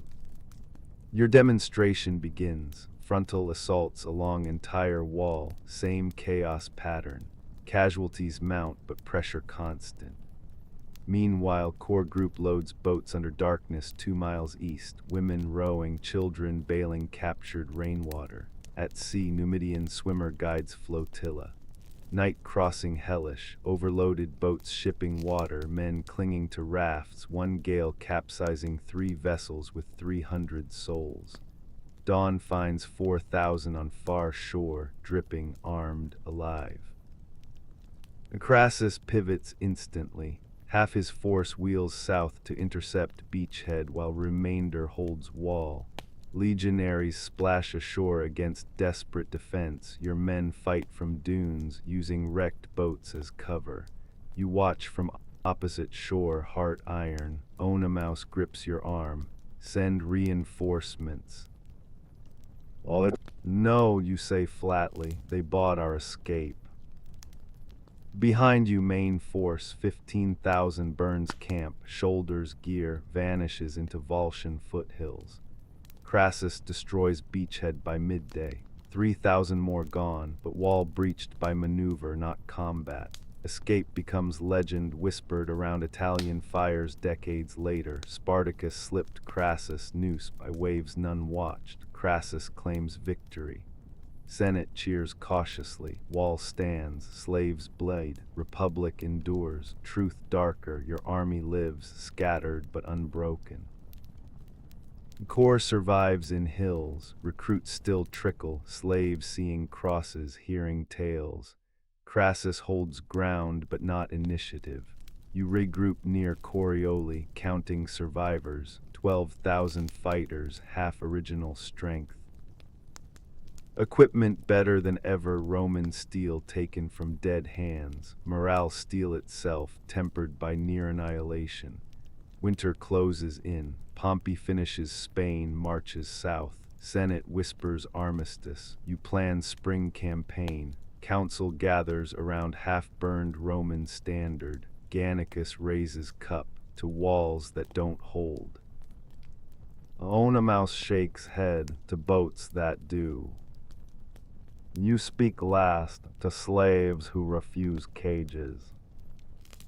Outside, first snow dusts Apennines. Rome sleeps uneasily. Spartacus breathes free air. Winter grips the Bruttian mountains like a miser's fist. Snow dusts the Volscian foothills where your scattered army regroups. 12,000 fighters remain line-hardened, armed with Roman steel taken from Crassus dead. Families huddle in hill caves, weaving stolen cloaks into winter gear. Scouts range wide, mapping consular movements, whispering to slaves in distant villas. Rome celebrates prematurely. Crassus' wall stands unbroken. Crixus' head decorates the forum. Senators toast rebel scum crushed, but whispers persist. Spartacus breathes. You choose Petelia deliberately. Not largest Bruttian city, not richest port. Perfectly defensible, perched on coastal crag, double walls, deep harbor filled with grain ships from Sicily. Roman loyalists hold it tight, 2,000 militia, Greek mercenaries, even surviving Thoranius veterans, stores for 6 months. If you take it, Bruttium becomes your base. If you fail, winter ends your war, council debates by smoky fire. Oenomaus traces Petelia's layout on frozen ground. Crassus shadows us 50 miles north. Pompey finishes Spain due spring. We need this city. Gannicus grins, twirling captured Pilum. Or we burn it, starve them out. No, you say firmly. We take it whole, walls, grain, ships, everything. Plan forms, blockade harbor first, then scale land walls under cover of fishing boats. Riskiest operation yet, open siege against fortified position with Crassus closing. Approach marches through sleet. Petelians spot you 3 miles out, slam gates, man walls, horns blare panic through city. Your slingers silence upper towers with first volley, lead bullets shattering tiles, wounding archers. By dusk, outer cordon complete, cooking fires ring city like siege constellations. First test comes midnight. Sortie from harbor gate, 200 Greek hoplites, desperate to break fishing net you've stretched across bay mouth. Gannicus meets them waist deep in surf, his Irish fighters wielding fishing spears. Clash brutal but short, Greeks break on Celtic fury like waves on rock. Dawn finds 50 hoplite corpses floating, rest dragged back bleeding through surf. Petelia starves on fish alone now. Crassus arrives day 5. His 15,000 deploy methodically 2 miles north, same machine that built a Paean wall. No immediate attack. Instead, countersiege. Foraging parties burn every field, slaughter livestock, poison wells within 10-mile radius. Your army starves alongside city, night council tents. We can't hold dual siege, Oenomaus warns. Crassus brought siege engines from Rome, Lithobolos, helipoles, onagers. Gannicus shrugs, let him batter walls we don't need to climb. You pace snow-crusted ridge overlooking Petelia. Crassus fights textbook Roman siege. You need Thracian desperation. Decision crystallizes under moonlight. Dawn you send parley flag branch wrapped in Thoranius bloodied cloak. Crassus accepts curious. You ride halfway with Oenomaus 6 guards. He comes opposite with tribunes, immaculate in segmented armor, vine staff gleaming, no posturing, straight to terms. Pass free through Bruttium, you call across neutral ground. We take Petelia peacefully. No more Roman blood this winter. Crassus laughs genuinely, first human sound from him. Spartacus bargains, last month you were sea rats, now statesmen. All that practical man, you correct. You hold Italy. I hold army that won't break. Stalemate serves neither. He considers, eyes calculating ledgers only he sees. Petelia falls to me in weeks. You starve in months. Why parley? Because Pompey comes, you say simply. 2 Roman armies fight 1 slave force. Republic looks weak. Senators bicker. I go free. You claim total victory. Crassus' eyes narrow. He sees trap but also truth. Pompey noble, popular, Spain conquering, steals glory Crassus craves. Better crush Spartacus personally than share credit. Counter, he says flatly. Surrender arms, I give safe conduct north. Some crucifixion, examples only. Rest work minds humanely. You smile cold, minds are crucifixion by pickaxe. No. The silence stretches, distant Petelia horns sound hour. Crassus nods once. 3 days, he says. I take city, you interfere, I bury you under it. Parley ends, both sides withdraw, but clock ticks. Night 2, Petelia cracks. City elders send swimmer under harbor boom, old man, Greek by accent, clutching wax tablet. Terms simple, open gates at midnight 3rd day. Crassus blockade broke them faster than expected. Grain ships captured, militia mutinied. They choose slave mercy over Roman certainty. Risk enormous, betrayal possible. Crassus scouts everywhere. You prepare double contingency. Main force rings city at exact coordinates swimmer gave. Gannicus stations fire archers on overlooking hill. Oenomaus preps retreat north if trap springs. Midnight 3rd day arrives silent as death. Harbor gate creaks open. Torchlight reveals not trap but surrender. Petelian militia stack arms in moonlight. Elders kneel offering keys. Women carry grain amphory as tribute. Your fighters enter cautiously, fanning through streets. No ambush, no last stand. By dawn, Petelia yours, walls intact, granaries full, ships in harbor, population cowed but alive. Crassus wakes to reality 3 miles distant. His scouts report tricolor above Petelia's citadel. Thracian wolf, Gaulish boar, Celtic raven. Siege engines, half erected, sit useless. Rage ripples through consular camp, tribunes executed for sleeping on watch. Foragers called in, legionaries double rations, morale matters now. You stand Petelia walls day after, inspecting new possession. Oenomaus counts stores, grain for year, olive oil by ton, weapons for 5,000 more. Gannicus drills captured ships' crews, Sicilian fishermen eager to sail under any flag-paying wages.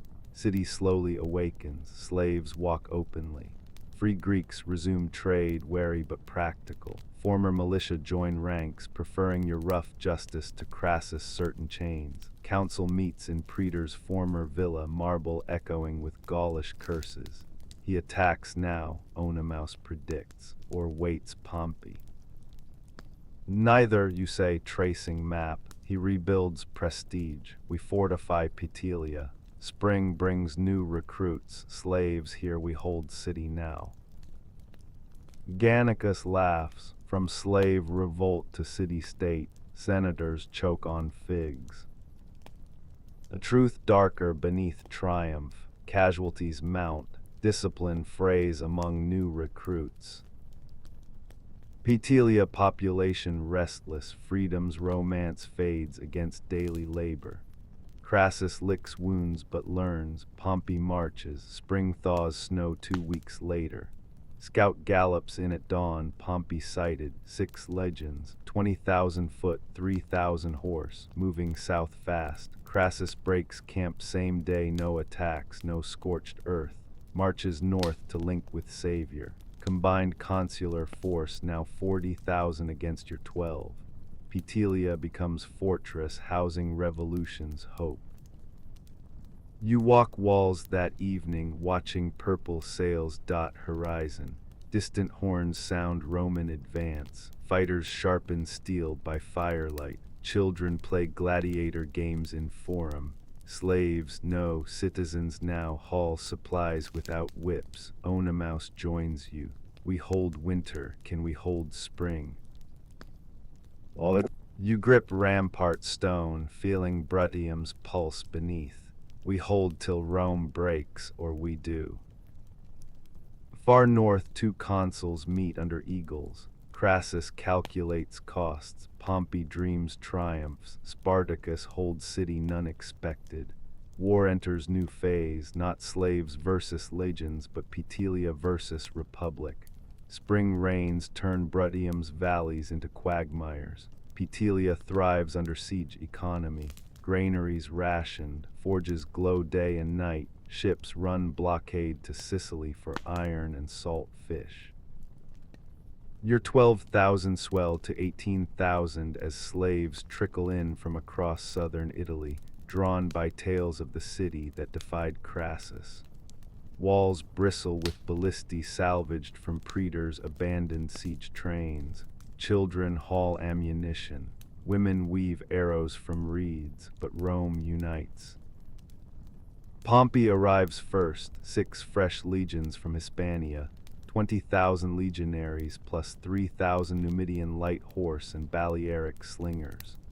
Not just soldiers, engineers who bridged Tagus under fire, veterans who broke Sertorian rebels across 10 years' mountains. Pompey himself rides at head, young Magnus already dreaming forum triumph, white cloak billowing above dusty eagles. Crassus meets him at Luceria crossroads, grudging respect masking rivalry. Combined consular force, 40,000 foot, 5,000 horse, siege train to crack Massilia. Enough steel to conquer provinces, now aimed at Petelia's audacity. You watch their junction from Petelia's western ridge, spyglass captured from Thoranius revealing details. Pompey's flamboyant staff, Crassus' austere tribunes, shared maps marked with your position. They argue command, Pompey youth against Crassus wealth, but unite against common slave. Their plan emerges through scouts, pincer advance. Pompey swings wide east through Samnite hills, cutting your foraging routes. Crassus drives straight south along Silarus River Valley, tempting you to defend grain lands. A classic Roman, divide enemy attention, strike decisive blow. You refuse both baits. Instead, council votes boldest stroke yet. Meet Crassus at Silarus Crossing, defeat in detail before Pompey closes trap. Risk immense, leaving Petelia lightly held, facing consular imperium with outnumbered force. But hesitation means slow strangulation. Gannicus grins wolfishly, 1 consul at a time, like Vesuvius but with rivers. Oenomaus nods grimly. Silarus floods this season, we use it. March to Silaris covers 30 miles in 3 days, foragers stripping every olive and vineyard en route. Crassus obliges by advancing carelessly, confident in numbers. His 20,000 deploy along river's east bank, legions in triple line, cavalry screening flanks, engineers probing fords. You arrive opposite at dusk, 18,000 strong but concealed in wooded bluffs. River runs bankful from spring melt, brown torrent 30 yards wide, muddy banks sucking at test poles. Perfect. Night council under dripping oaks. Dawn attack, you order. Oenomaus fords upstream with 5,000 light troops hit their baggage once fighting starts. Gannicus holds cavalry reserve here. Main force crosses under skirmisher cover at 3 points simultaneously. Crixus veterans, Gauls burning for vengeance, volunteer first wave. For the giant, they growl, gripping heavier Roman gear now. Dawn breaks storm gray. Crassus forms battle line textbook perfect. Hastati forward, Principes reserve, Triara anchoring rear. Gallic horse wheels nervously. Engineers test ford center, shallowest point, still waist deep. Your signal, 6 captured Roman horns blast discordantly from bluffs. Panic ripples consular ranks. First wave fords under covering sling fire, lead bullets arcing invisible until they crack helmets. Gauls wade chest deep, shields overhead bellowing Thracian war cries. Crassus responds instantly, Pila volleys crash into river, felling dozens. But momentum carries first men to opposite bank. They hit like avalanche, beachhead expands bloodily. Legionaries trade gladius thrusts, but Gauls fight berserk, massed shield walls shoving men into river, axes cleaving segmented armor. Your slingers maintain fire discipline, targeting centurions, standard bearers. Crassus feeds Hastati forward steadily, no panic, but river hampers maneuver. Men slip on mud-slick stones, formations bunch. Second wave crosses as bridgehead holds, your core gladiators, armored now in stolen Larica, forming true manipular lines. Third wave fills gaps. By mid-morning, 6,000 on west bank, pushing Crassus center back half-mile from river. Oenomaus strikes perfectly timed. 5 miles upstream, his light troops splash across shallows, hit unguarded baggage park. Mules panic, supply wagons burn. Camp followers flee screaming toward main battle. Crassus diverts 2 cohorts to protect rear, weakening center further. Victory hangs visible, then Pompey appears. Eastern horizon dust cloud resolves into 6 legions marching double time. Pompey personally leading vanguard, white cloak unmistakable even at distance. 3 miles off, closing fast. Numidians already wheeling wide to cut your rear. Crassus sees salvation, rallies. His triara lock shields, immovable oak. Principes rotate forward fresh. Center stabilizes. You face choice, press Crassus and risk Pompey flank or withdraw across uncertain river under pursuit. Horns sound recall, bitter necessity. Retreat becomes bloodbath. River ford clogs with panicked withdrawal, horses rear, men drown under armor weight, wounded trampled. Crassus fresh cohorts loose Pila into packed ranks. Slingers cover as best they can, but casualties mount, 1,000 gone in 20 minutes. Oenomaus extracts cleaner upstream, baggage train captured intact, 6 ballistae, powder for onagers, centurions pay chests. Main force reaches east bank battered, 14,000 remain from 18,000 morning muster. Crassus claims victory. Pompey steals credit, combined consuls reform 25,000 strong, Petelia now directly threatened. Petelia receives you with relief masking fear. Walls manned double, rations cut again. Gannicus tallies loot, enough steel for 2,000 more. Crassus bleeds slower than us but bleeds. The council meets in captured praetor's villa, maps showing consular host encircling city. Pompey east, Crassus south, classic investment. Spring campaign becomes siege of sieges. You trace Silarus with finger. We hurt them, they know it. Oenomaus shakes head. Numbers don't lie. 40,000 versus 14. Petelia holds month, maybe 2. Then we don't hold, you say quietly. We move. Every head snaps up. North, you continue. Through their lines again, Alps still call. But first, Gannicus grins, one more gift for Rome. Plan forms through long night, tunnel under weakest wall section, Pompey's side, younger engineers, sloppier work. Core force 6,000 veterans exfiltrates while main body demonstrates south against Crassus. Families stay, trusted to hold city as free citizens. Pompey detects nothing. Arrogance of Hispania victories. Execution perfects desperation. Night 3, sappers breach. 6,000 slip through velvet dark. Oenomaus vanguard, you rear guard.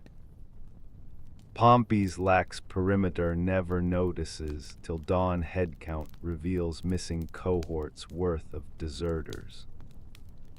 The consuls rage, Petelia suddenly irrelevant, Spartacus loose again, heading north with picked men, better armed than ever.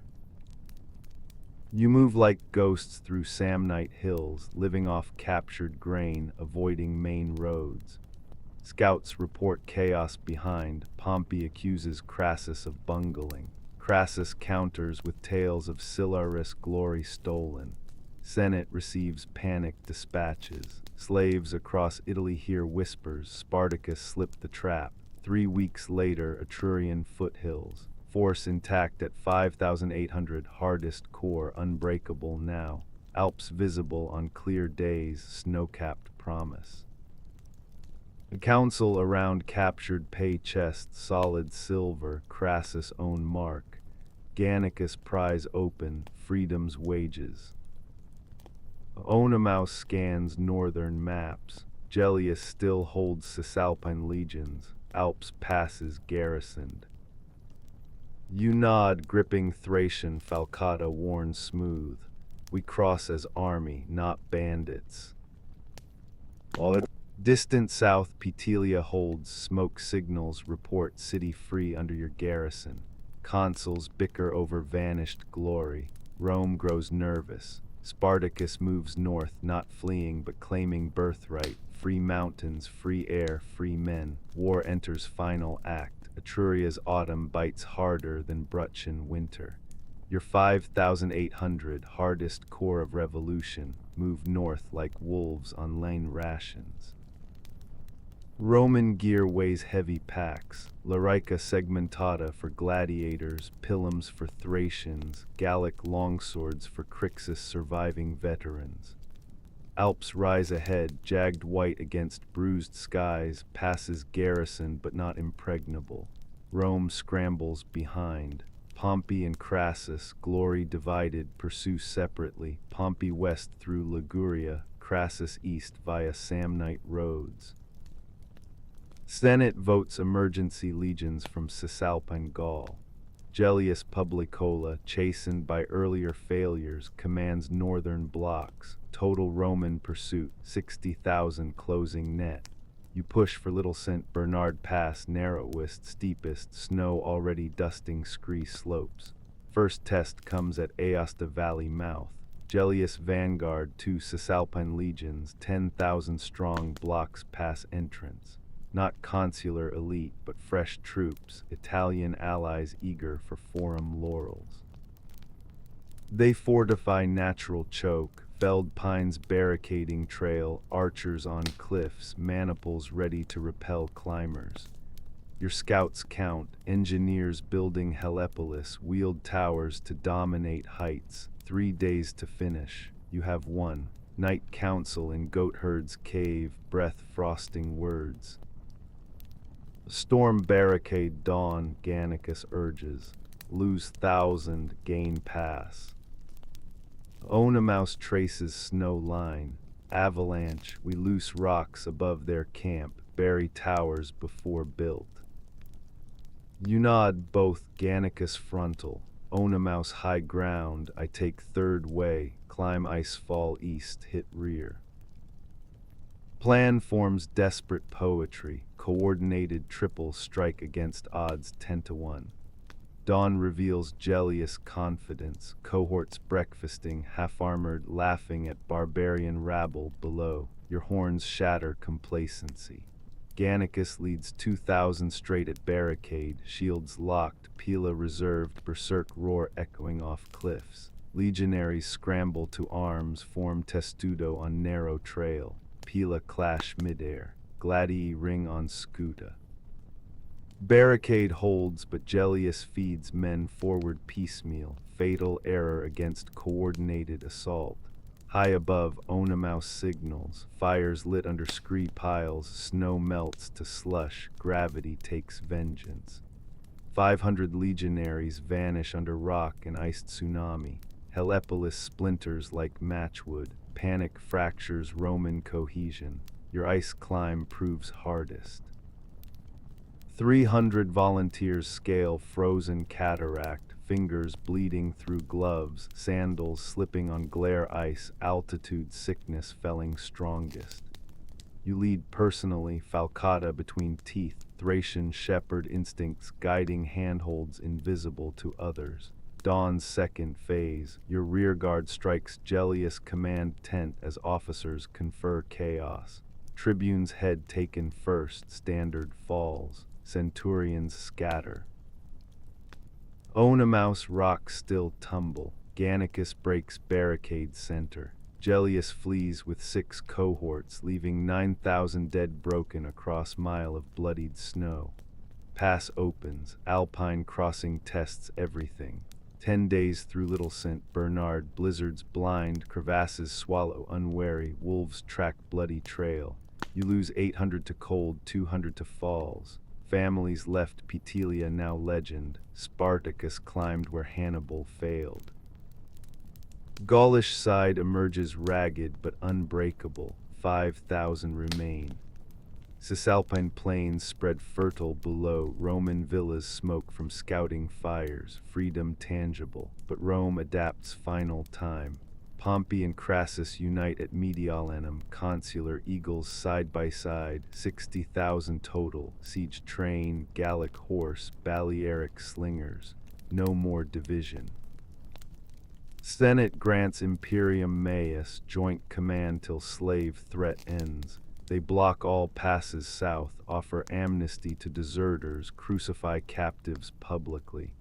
Your council meets in abandoned villa, captured legionary pay warming hands. We beat Gellius, Gannicus toasts, Gaul awaits. Onomaus frowns at maps. Pompey Crassus army bigger than Luceria force. Cisalpine legions join them daily. You trace Rhine north, we came for freedom, Alps crossed, mission complete. Silence heavy. Fighters traded chains for this, mountains conquered, Rome bloodied 4 times. Then home, Onomaus asks quietly, you shake head. No home but free land, but first final stroke. Last battle brews at river Ticinus. Pompey Crassus host advances confidently, expecting broken rabble. You position 5,000 across shallow ford. Center gladiators under Onomaus, wings light troops under Gannicus. You reserve behind center with personal guard, 50 Crixus veterans, 20 Thracian riders captured from Gellius. Consuls deploy textbook, Pompey commands right cavalry heavy, Crassus left infantry hammer, 6 legions center under joint tribunes, Numidians screen advance, Balearics loose first. Your slingers answer, lead bullets outranging stones, shattering Balearic formations. Gaulish horse charges your left recklessly, Gannicus springs trap, hidden stakes, fishing net snares, massed Pila. Numidians break first, then Gauls trampled in retreat. Infantry clash becomes legend. Oenomaus center holds against triple Roman numbers. Scuda locked 3 deep, Gladii thrusting between shields, rotation system learned from captured manuals.